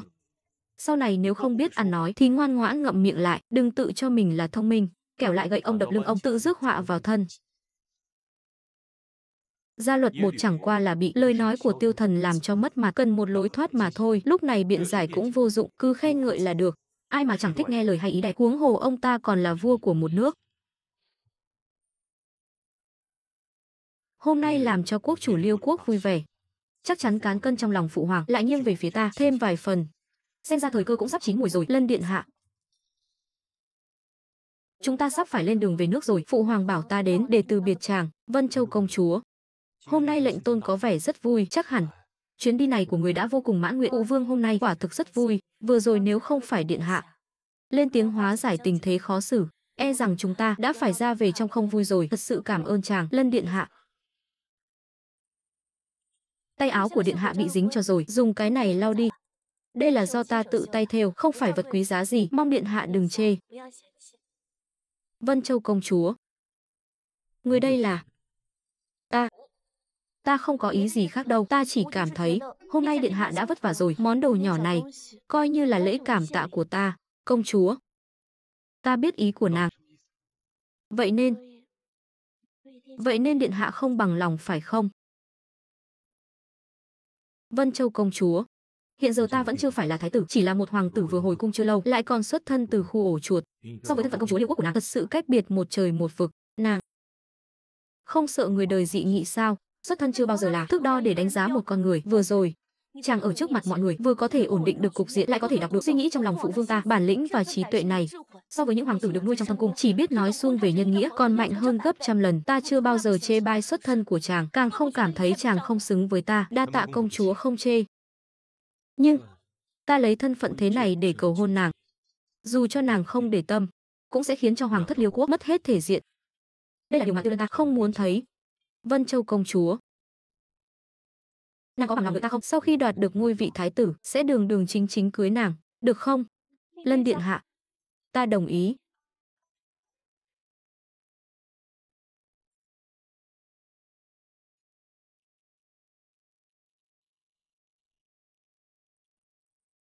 Lân Nhi, con đúng là phúc tinh của Đại Hoang chúng ta. Qua chuyện này, mối quan hệ giữa Đại Hoang chúng ta và Liêu quốc lại tiến thêm một bước. Hơn nữa, trẫm thấy vị công chúa kia hình như có ý với con đó. Vân Châu công chúa, sao có thể để mắt đến loại người như hắn chứ? Câm miệng. Chuyện tốt mà các con làm trong buổi săn bắn, trẫm còn chưa tính sổ với các con đâu. Nếu không phải Lân Nhi xử lý ổn thỏa, hòa giải mối quan hệ giữa Đại Hoang chúng ta và Liêu quốc, các con nghĩ bây giờ con có thể yên ổn ngồi ở đây sao? Phụ hoàng bớt giận, Nhi thần lúc đó tuyệt đối không cố ý. Con có biết sự vô ý của con sẽ gây ra hậu quả thế nào cho Đại Hoang chúng ta không? Nếu Liêu quốc xé bỏ minh ước, chúng ta sẽ không còn chỗ dựa. Chưa kể đến Lang quốc ở biên giới phía Bắc đang lăm le như hổ đói, mà các nước chư hầu xung quanh cũng sẽ hùa vào tấn công. Xin lỗi phụ hoàng. Nhi thần biết lỗi rồi. Con không cần xin lỗi trẫm. Con nên cảm ơn hoàng huynh của con.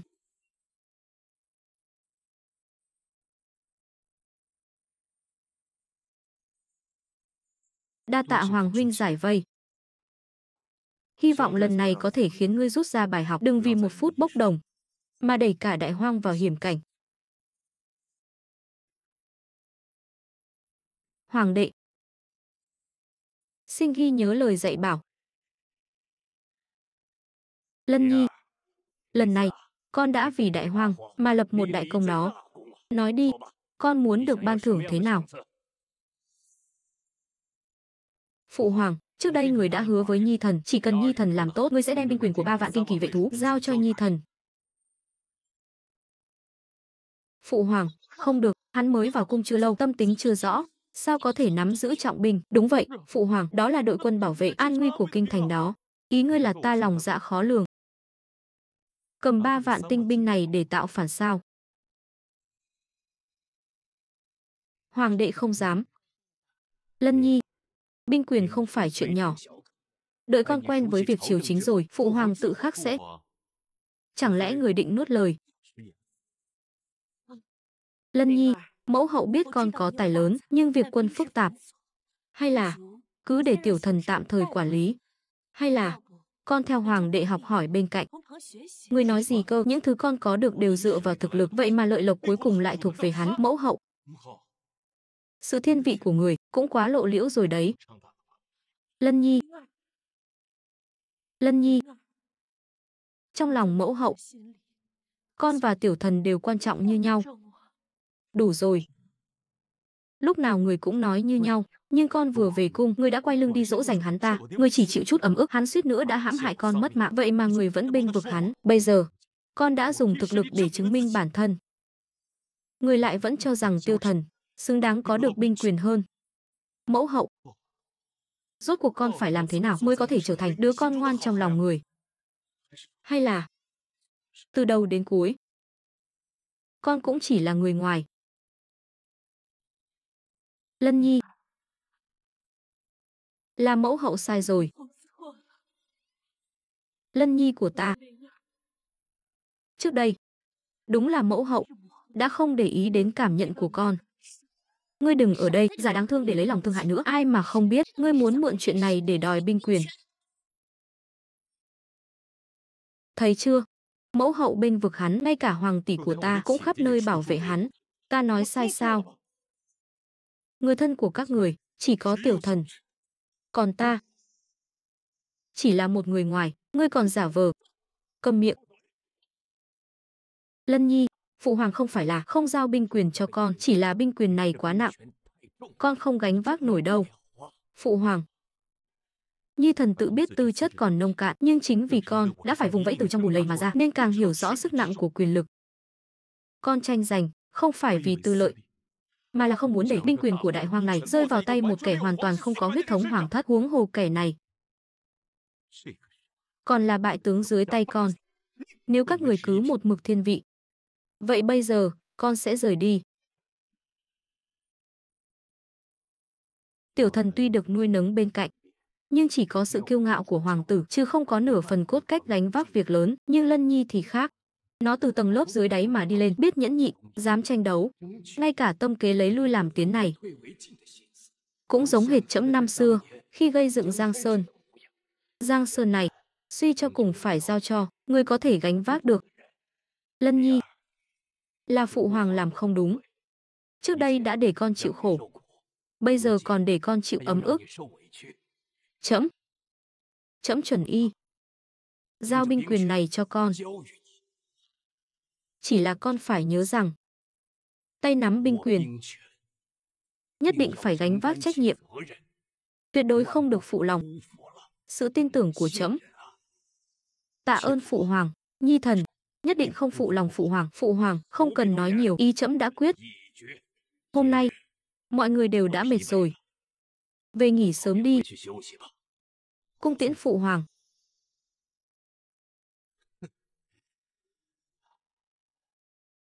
Hoàng đệ, chúc mừng hoàng huynh. Tiểu thần, diễn kịch đúng là mệt thật, nhưng mà phụ hoàng đã chịu giao cho ta binh quyền quan trọng như vậy, e rằng rất nhanh thôi sẽ tuyên bố truyền ngôi vị chữ quân cho ta rồi. Khoan đã. Hôm nay ngươi trước mặt mọi người làm tiểu thần mất mặt. Nói, có phải ngươi cố ý không? Ngươi, ta chỉ là gậy ông đập lưng ông thôi, sao nào? Chỉ cho phép các người sỉ nhục ta, không cho ta đáp lễ à? Ngươi có cần phải đối xử với tiểu thần như vậy không? Đệ ấy đơn thuần lương thiện như vậy, tại sao ngươi lại bắt nạt đệ ấy? Đơn thuần lương thiện, nể tình chúng ta là tỷ đệ. Ta nói cho tỷ biết, tránh xa tiêu thần ra một chút, những gì tỷ thấy, chưa chắc đã là thật. Ngươi còn dám ly gián ta và mối quan hệ của tiểu thần, ngươi đúng là bỉ ổi. Nếu hoàng tỷ không muốn nghe, vậy cứ coi như ta chưa nói gì. Khoan đã. Ngươi vẫn chưa nói rõ ràng, ta còn phải nói gì nữa? Ta chỉ muốn nói với tỷ, sự thiên vị của hôm nay là nỗi nhục của sau này.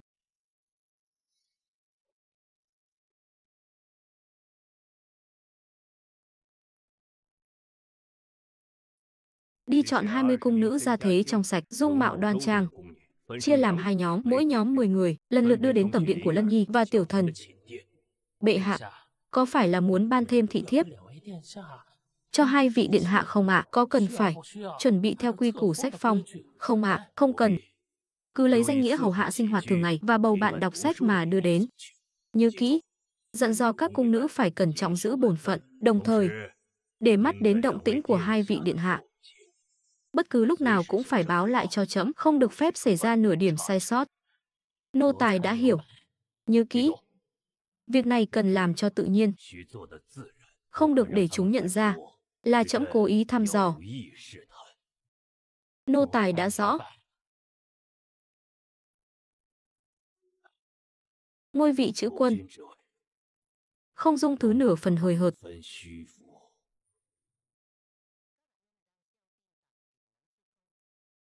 Điện hạ, nô tỳ bọn con vâng lệnh bệ hạ, đến để hầu hạ sinh hoạt thường ngày của điện hạ, bầu bạn đọc sách. Phụ hoàng lại muốn dùng cách gì để thử ta đây?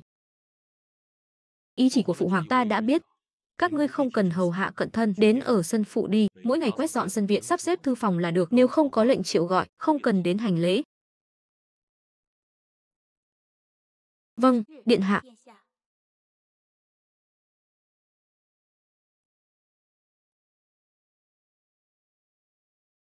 Bẩm điện hạ, bệ hạ nói dạo gần đây điện hạ đã vất vả rồi, nên đã đặc biệt từ trong cung tuyển chọn 10 vị cung nữ hiểu quy củ, gửi đến hầu hạ sinh hoạt của ngài, bầu bạn đọc sách cùng ngài, để giải khuây.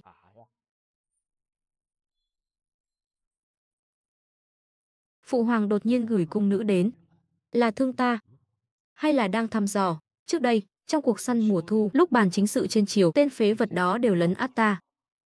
Lần này nếu ta tỏ ra quá quy củ, liệu có khi nào sẽ khiến phụ hoàng cảm thấy ta quá cố tình? Vậy thì làm phiền công công rồi. Cũng thay ta tạ ơn phụ hoàng. Ngài lui xuống trước đi. Ở đây đã có các cung nữ hầu hạ là được rồi. Vâng, điện hạ.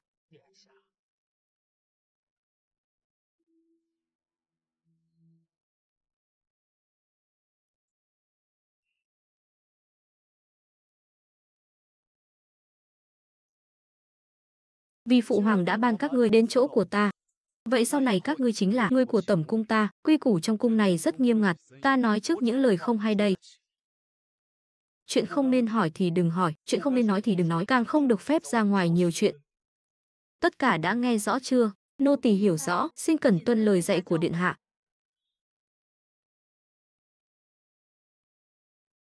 Hiện giờ cũng không có việc gì gấp, các ngươi đến thư phòng trước sắp xếp tấu chương, sau đó ra ngoài điện cắt tỉa hoa cỏ xong xuôi đi. Không có lệnh triệu gọi của ta, bất kỳ ai cũng không được tự ý vào nội điện. Vâng, điện hạ.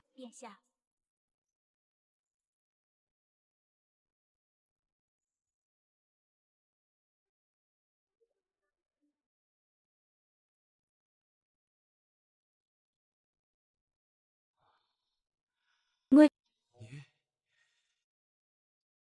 lại đây.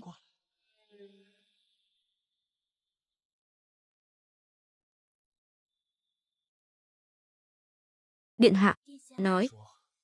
Có phải phụ hoàng bảo ngươi đến thử ta không? Thành thật khai báo. Nếu có nửa lời gian dối, bản cung sẽ không tha cho ngươi. Điện hạ minh giám, bệ hạ chỉ là thương ngài vất vả, nên mới đặc biệt cho nô tỳ bọn con đến hầu hạ ngài chu đáo. Ngài ấy còn nói ngài là tương lai của đại hoàng, phải chăm sóc cho thật tốt, tuyệt đối không có ý gì khác ạ. Cũng phải. Cho dù là thử thách thì đã sao? Thứ phụ hoàng muốn là khí độ của một chữ quân. Nếu ngay cả chút ân sủng này cũng không dám nhận, ngược lại sẽ tỏ ra ta khiếp nhược. Làm gì có nửa phần phong thái của chữ quân chứ? Nếu phụ hoàng đã bảo ngươi hầu hạ ta cho tốt, vậy thì ngươi phải phục vụ cho chu đáo vào. Lại đây. Ngồi lên đùi bản cung. Lấy sách trên bàn cho bản cung. Sắp xếp lại từng cuốn cho rõ ràng. Điện hạ, việc này không hợp quy củ.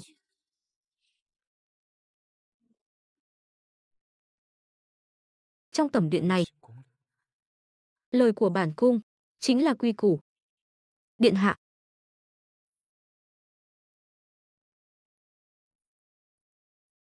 Hãy nói xem trong 1 tháng qua, hai vị hoàng tử đã xử trí các cung nữ như thế nào? Nói đi, trong 1 tháng qua, hai vị hoàng tử đã xử trí các cung nữ như thế nào? Bẩm bệ hạ, Lân điện hạ đã sắp xếp các cung nữ ở tại thiên viện. Ngoài việc sai bảo quét dọn hàng ngày, sắp xếp thư phòng, chưa từng thân cận với bất kỳ cung nữ nào. 10 vị cung nữ này đều còn nguyên vẹn.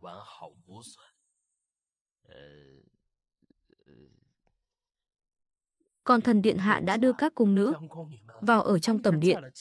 Đêm đêm đàn ca sáo hát, hiện nay 10 vị cung nữ đều đã không còn là thân trong trắng. Phụ hoàng, Nhi thần chỉ là cảm thấy các cung nữ cô đơn khổ sở, muốn chăm sóc họ nhiều hơn, chứ không cố ý thất lễ chăm sóc cung nữ. Con đến cả dục vọng của bản thân còn không kiềm chế nổi, thì làm sao kiềm chế được những cám dỗ sẽ phải đối mặt sau này.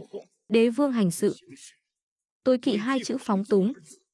Nếu sau này con nắm trong tay Giang Sơn, lại vì tư dục cá nhân mà làm lỡ việc nước, làm sao có thể đối mặt với bách tính của đại hoang này? Lẽ nào con đã quên tại sao trẫm lại để con ở tại Thận Hành Điện rồi sao? Nhi thần biết sai rồi. Lân Nhi, tại sao con lại không động đến các cung nữ? Thưa phụ hoàng, Nhi thần cho rằng việc đọc sách và chính sự quan trọng hơn. Không muốn vì chuyện nhi nữ thường tình mà làm lỡ chính sự. Hãy học hỏi hoàng huynh của con cho tốt. Trước sắc đẹp, vẫn có thể giữ vững bản tâm, phân biệt được nặng nhẹ. Sự tự chủ này mới là dáng vẻ mà một chữ quân nên có.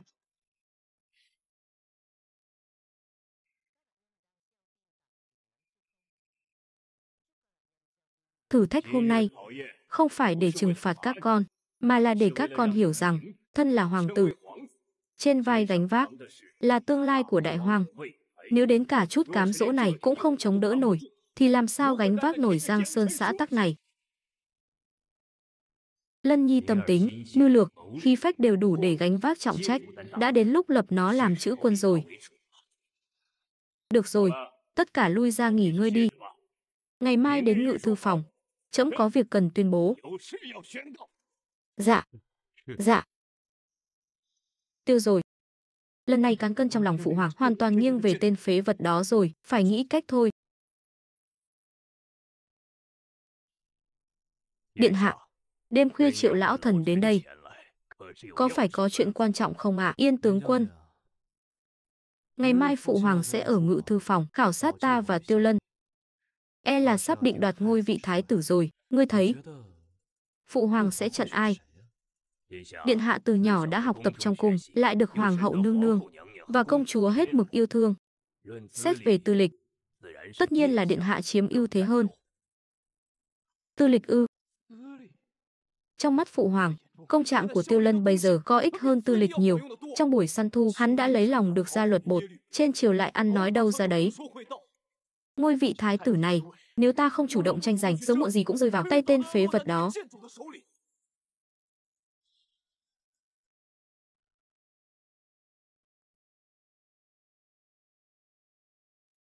Đây là ngũ độc tán, không màu, không mùi, hòa vào trong trà, nửa canh giờ sau sẽ khiến người ta ngũ tạng đều tổn hại, đột tử mà chết. Điện hạ, ngài định ngày mai nghị sự ở ngự thư phòng. Ta sẽ tìm cách để phụ hoàng uống cạn chén trà này. Chỉ cần phụ hoàng băng hà, ta sẽ lấy danh nghĩa thái tử chủ trì đại cục, sau đó tuyên bố Tiêu Lân nhòm ngó hoàng vị, đầu độc phụ hoàng. Đến lúc đó, ngươi sẽ dẫn cấm quân bắt hắn lại. Có binh quyền trong tay ngươi, cộng thêm sự ủng hộ của mẫu hậu và hoàng tỷ, Giang Sơn đại hoàng này sẽ là của ta. Nhưng giết vua là tội, chu di cửu tộc.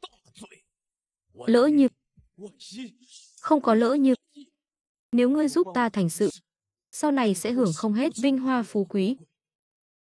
Nhưng nếu ngươi dám lâm trận phản bội, tính mạng cả nhà ngươi đều không giữ được. Lão thần tuân mệnh. Tốt. Rất tốt. Giờ ngọ ngày mai, ngươi dẫn 300 tinh binh cấm quân, canh giữ bên ngoài ngự thư phòng, nghe ám hiệu của ta mà hành sự.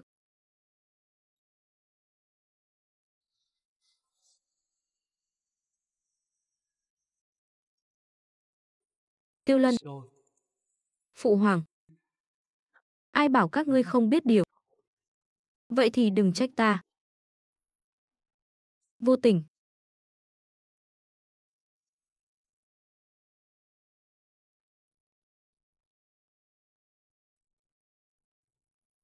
Gần đây trẫm chỉnh lý tấu chương cũ, cảm khái rất nhiều. Hôm nay hai con, hãy từ trong đó mỗi người chọn một câu hoặc một bài, nói về ý nghĩa thực sự của nó. Cũng là để trẫm biết được trong lòng các con, trong mắt các con chứa đựng những gì. Phụ hoàng, Nhi thần thích nhất bài thơ của người trong chuyến đi Giang Nam năm ngoái, được viết rằng thuyền lướt trên sóng biếc, người du ngoạn trong tranh. Câu này hay quá, trực diện, sảng khoái, ý cảnh tao nhã, ngay cả kẻ bán rong ngoài chợ, trẻ con nhà bán kẹo đều có thể nghe hiểu và truyền tụ, có thể thấy trong lòng phụ hoàng luôn canh cánh chăm họ. Đây mới thực sự là vui cùng dân, gần gũi dân. Tiểu thần nói rất phải.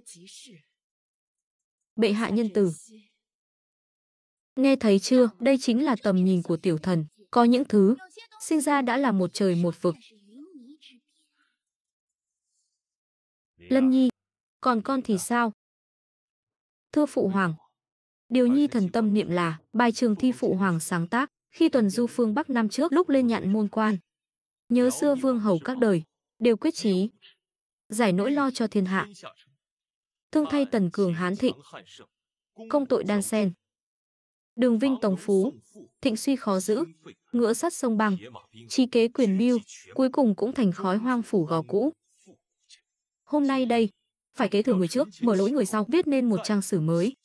Lời thơ này của phụ hoàng không phải để tự ca ngợi công lao, mà là lấy cảnh ngộ của các bậc tiên đế, để thấy được công trạng của mình. Đây là sự tỉnh táo hiếm có của bậc quân vương và sự tự dân mình. Do đó, Nhi thần cho rằng tầm vóc thực sự trong lời thơ của phụ hoàng không phải là miêu tả non sông hùng vĩ, cũng không phải hoài niệm quá khứ huy hoàng, mà là cái phần trách nhiệm kế thừa người trước, mở lối người sau, là sự thấu hiểu sâu sắc lời cảnh tỉnh rằng thịnh suy khó giữ, là nỗi lòng muốn vì trăm họ thiên hạ, mưu cầu một tương lai ổn định, an yên. Cái hay của thơ ca nằm ở lời lẽ, nhưng hồn cốt của nó lại nằm ở dân sinh và tầm vóc. Lân Nhi, con có thể từ một bài thơ thấu tỏ nỗi khổ của dân sinh, lại còn hiểu được nỗi lòng của trẫm, mong chăm họ được an ổn. Sự thấu suốt này, quả thực, còn quý hơn cả việc con đọc trăm quyển sách, thật vô cùng đáng quý. Tiểu thần, con đã nghe rõ chưa? Ngâm thơ phải thấy được cốt, thấy được tâm, con chỉ thấy người du ngoạn trong tranh mà quên mất rằng Giang Châu vừa trải qua đại hạn hoành hành. Chỉ mong chăm họ sớm ngày được an ổn. Con đọc sách không chuyên tâm, xem thơ lại chỉ thấy được bề ngoài. Làm sao có thể thấu hiểu lòng dân, thấu tỏ gốc rễ quốc gia. Ngôi vị thái tử đã bỏ trống từ lâu, còn Lân Nhi có thể từ thơ thấy trí. Tấm lòng quan tâm như vậy, thấu hiểu cho trẫm, càng có thể thấu tỏ nỗi khổ của dân chúng. Tài trí, tâm tính và tầm nhìn cũng xứng đáng gánh vác trọng trách. Phụ hoàng, ngôi vị chữ quân quan trọng biết nhường nào, sao có thể chỉ dựa vào vài câu thơ mà quyết định được. Tiểu thần có điểm nào không bằng Tiêu Lân, người không thể thiên vị như vậy. Đúng vậy, bệ hạ, ngôi vị thái tử là gốc rễ của quốc gia, không nên qua loa như vậy. Xin bệ hạ hãy suy nghĩ lại, huống hồ tiểu thần đã theo học thái phó nhiều năm, cũng có không ít tiến bộ. Không phải trẫm thiên vị, Lân Nhi, bất luận là nghị luận trên triều hay là ở trường săn mùa thu, trẫm đều đã thấy rõ. Trẫm đã quyết, không cần bàn thêm.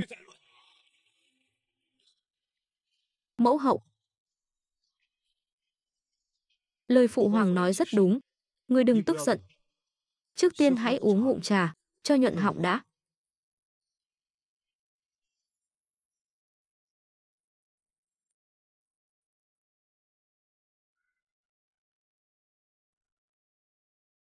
Tiểu thần, tuy con về tầm nhìn và chiến lược không bằng hoàng huynh con, thế nhưng con là người lương thiện, cho dù lập hoàng huynh con làm thái tử, trẫm cũng sẽ không bạc đãi con.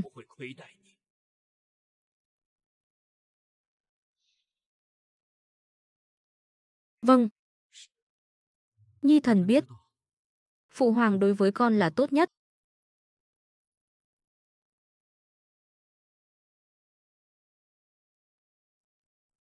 Vậy sau này, trẫm sẽ cử hành đại điển sách phong, lập đại hoàng tử Tiêu Lân làm.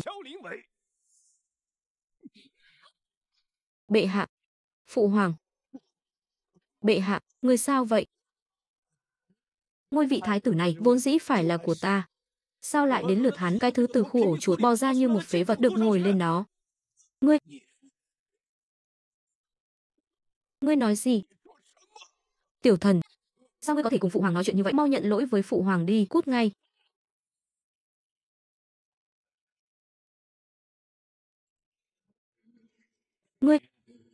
Ngươi lại dám hạ độc trẫm? Nếu ngươi ngoan ngoãn lập ta làm thái tử thì đã không có chuyện gì xảy ra. Ngươi cũng có thể an hưởng tuổi già. Nhưng ai bảo ngươi là một hôn quân cơ chứ? Bản cung từ nhỏ đã ở trong cung bổ học nhiều năm, binh pháp, chính sự. Ta có thứ gì chưa từng đọc qua, sao lại không bằng cái tên phế vật đó? Ngươi căn bản không nhìn ra ai mới là nhân tài thực sự.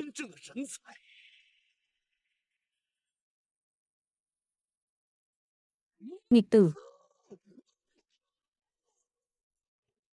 Tiểu thần, ngươi điên rồi sao? Ngươi dám sỉ nhục bệ hạ, còn hạ độc bệ hạ. Đây là tội mưu nghịch. Phải chu di cửu tộc đó. Tiểu thần. Mưu nghịch. Chu di cửu tộc. Đợi ta lên ngôi hoàng đế, cả đại hoang này đều là của ta. Đến lượt lão già đó phán xét ta sao? Ngươi. Phụ hoàng là người ép con. Vốn dĩ người chỉ cần ngoan ngoãn truyền ngôi thái tử cho con đã có thể để người an hưởng tuổi già rồi. Nhưng người lại cứ thiên vị tên phế vật này. Vậy thì đừng trách con, tâm địa độc ác.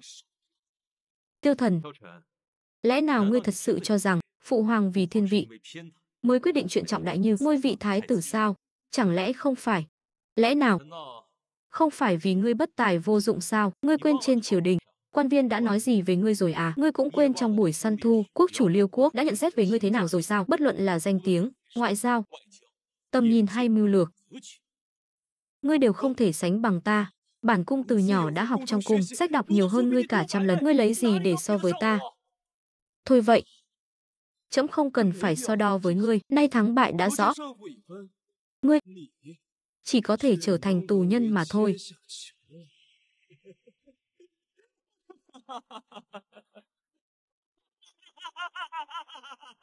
Người đâu?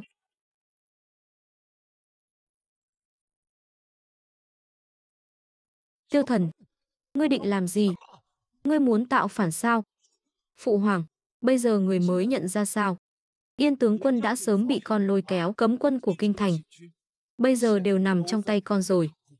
Hôm nay, ngôi hoàng đế này con ngồi chắc rồi, còn hoàng huynh tốt của ta. Ngươi cuối cùng vẫn không đấu lại ta. Tiểu Thần, ngươi tỉnh lại đi, ngươi không thể sai lại càng sai được, đừng nói nhảm với ta nữa. Yên tướng quân, bắt hết những người này, giam lại cho ta, kẻ nào dám chống cự, giết không tha.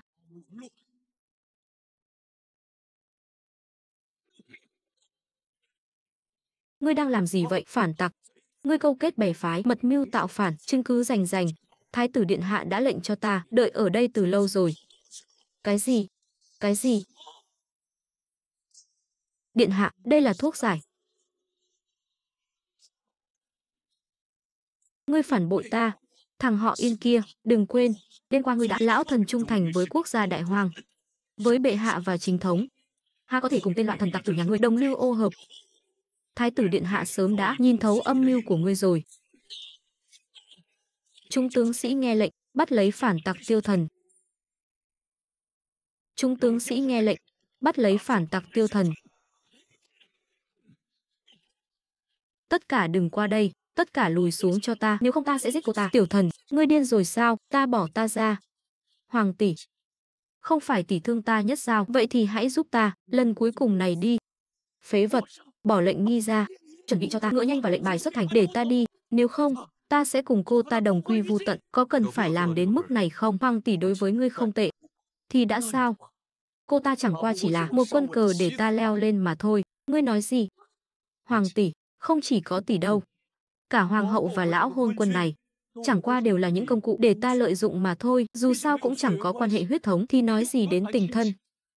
Tiêu Thần, với những người thật lòng đối đãi với ngươi, hóa ra đây chính là con át chủ bài của ngươi, thật đáng thương. Ngươi câm miệng cho ta. Nếu không phải ngươi cướp đi ngôi vị thái tử của ta, ta sao đến nỗi rơi vào bước đường cùng này. Vậy thì cùng chết đi. Cùng chết đi.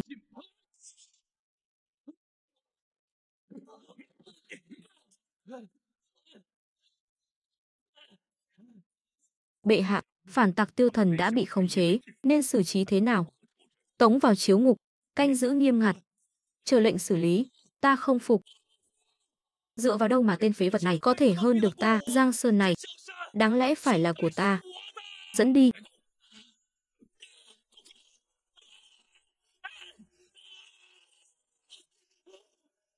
Lân Nhi.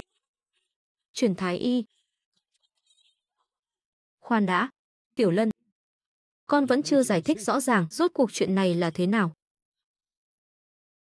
Nhi thần khi quân lừa gạt phụ hoàng, khiến phụ hoàng rơi vào hiểm cảnh. Nhi thần đáng muôn tội chết, nhưng nếu không dùng kế này sẽ không thể khiến dã tâm lang sói của Tiêu Thần lộ rõ ra trước bàn dân thiên hạ. Nhi thần nguyện gánh chịu mọi tội lỗi. Con có biết, trẫm khi uống cạn chén trà độc đó, trong lòng trẫm lúc này ngũ vị tạp trần. Trẫm không phải kẻ ngốc. Con và Yên tướng quân gần đây qua lại, trẫm sớm đã nhận ra. Trẫm chỉ là vạn vạn lần không ngờ tới, con lại dám dùng tính mạng của trẫm để làm ván cược. Nhi thần không dám lấy tính mạng của phụ hoàng ra để mạo hiểm. Thuốc giải đã sớm chuẩn bị xong, thái y đã đợi sẵn ngoài điện, chỉ là Nhi thần bất đắc dĩ phải mượn ván cờ này để dã tâm của Tiêu Thần hoàn toàn bại lộ. Hay cho một câu bất đắc dĩ, con có biết nếu chỉ sai một ly là đi một dặm, vạn kiếp bất phục không? Bệ hạ, Lân Nhi không phải cố ý lừa gạt người, nó chỉ là không muốn để lộ tiếng gió, khiến kế hoạch của Tiêu Thần đổ bể. Nếu không phải nó đề phòng từ trước, hôm nay người đã bị tên nghịch tử kia hãm hại rồi. Bệ hạ, nó làm như vậy là vì Giang Sơn của Đại Hoang, là vì hoàng thất đó. Phụ hoàng, xin người hãy tha thứ cho Tiểu Lân, nó cũng là bất đắc dĩ thôi. Không cần đâu. Phụ hoàng, Nhi thần một mình làm một mình chịu. Xin lỗi ngươi, Tiểu Lân. Trước đây là ta có mắt như mù, mới bị bộ dạng giả tạo của Tiêu Thần lừa gạt, còn luôn giúp nó bắt nạt ngươi. Nhưng hôm nay, ngươi lại liều mạng cứu ta, ta biết sai rồi. Cho hoàng tỷ một cơ hội chuộc lỗi, được không? Lân Nhi, trước đây mẫu hậu cũng sai rồi. Mẫu hậu chỉ nghĩ rằng Tiêu Thần từ nhỏ đã được nuôi nấng bên cạnh, nên mọi bề đều thiên vị nó, chưa từng nghĩ lại khiến con phải chịu ấm ức. Các người đây là hùa vào bắt nạt trẫm sao? Nhi thần không dám. Xin phụ hoàng nể tình Tiêu Lân, hộ giá có công, lại cứu mạng Nhi thần. Có thể nào tha thứ cho nó tội lừa gạt bất đắc dĩ này không? Mọi tội lỗi, Nhi thần nguyện thay nó gánh chịu. Bệ hạ, Lân Nhi tuy thủ đoạn có phần cực đoan, nhưng cũng đã giữ được Giang Sơn xã tắc. Nếu người thật sự muốn trừng phạt, vậy thì thần thiếp cũng có lỗi dạy dỗ không nghiêm. Muốn phạt, người cứ phạt thần thiếp đi. Trẫm nói từ khi nào là muốn trách tội Lân Nhi? Trẫm nói từ khi nào là muốn trách tội Lân Nhi? Trẫm không phải trách con bày mưu, mà là trách con không nói cho trẫm biết. Con có biết vừa rồi thấy lòng bàn tay con bị đâm xuyên, lòng trẫm đau đến nhường nào không? Con đó lúc nào cũng ôm hết mọi chuyện vào lòng, gánh vác trên vai mình. Con không thể dựa dẫm vào trẫm thêm một chút sao? Phụ hoàng, con có thể sớm nhận ra dã tâm của Tiêu Thần, con có thể bày ra tử cục để hóa giải, con có thể tự mình gánh vác. So với trẫm năm đó còn hơn một bậc. Trẫm tuy đã chịu chút khổ, nhưng lại nhìn rõ được bộ mặt thật của hai đứa con trai, nhìn rõ được đại hoàng vì hy vọng của tương lai, nỗi khổ này đáng giá. Nhi thần chung quy cũng đã lừa gạt phụ hoàng, con cam nguyện chịu phạt theo luật, mong phụ hoàng giáng tội. Đừng nói lời ngốc nghếch nữa, mau đứng dậy để thái y chữa thương. Tay của con phải giữ lại để sau này giúp trẫm cai quản Giang Sơn, không thể để lại di chứng được. Tạ phụ hoàng thấu hiểu. Nhi thần sau này nhất định không phụ sự phó thác của phụ hoàng, bảo vệ tốt bá tánh đại hoàng, giữ vững quân doanh hoàng thất. Tốt, nếu con đã có lòng như vậy, vậy thì chọn một ngày lành, trẫm sẽ chiếu cáo thiên hạ, cử hành đại điển sắc phong thái tử, để toàn cõi đại hoang đều biết trẫm đã chọn được một chữ quân tốt.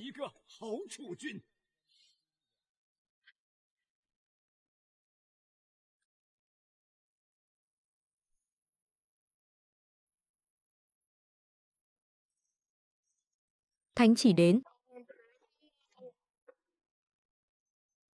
Phụng Thiên Thừa vận. Hoàng đế chiếu viết.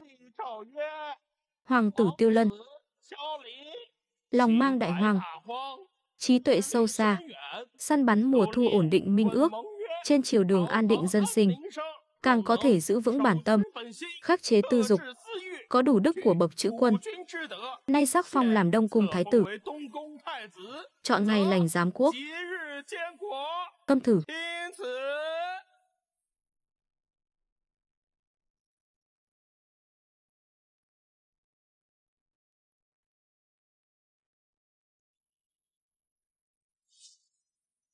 Thần đẳng tham kiến Thái tử điện hạ. Thái tử điện hạ, thiên tuế, thiên tuế. Lân Nhi đợi đại điển kết thúc, về Đông Cung một chuyến. Vân Châu công chúa đã đợi con một lúc lâu rồi đấy.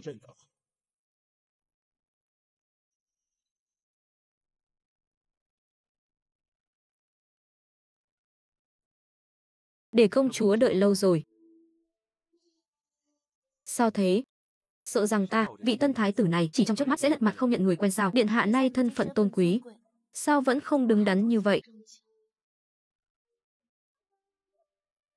Lời hẹn ở bãi săn ta đã hoàn thành, lấy thân phận thái tử hứa cho nàng ngôi vị thái tử phi, nữ tử trong thiên hạ này vạn nghìn. Chỉ có nàng mới có tư cách sánh vai cùng ta. Lời nói của điện hạ ngày đó đanh thép, Vân Châu đã tin tưởng không chút nghi ngờ, có được sự yêu mến của điện hạ, là may mắn của Vân Châu, cũng là may mắn của Liêu quốc chúng ta. Mỹ nhân trong lòng, quyền bính trong tay. Đây chẳng qua chỉ là bước đầu tiên của ván cờ. Tiếp theo,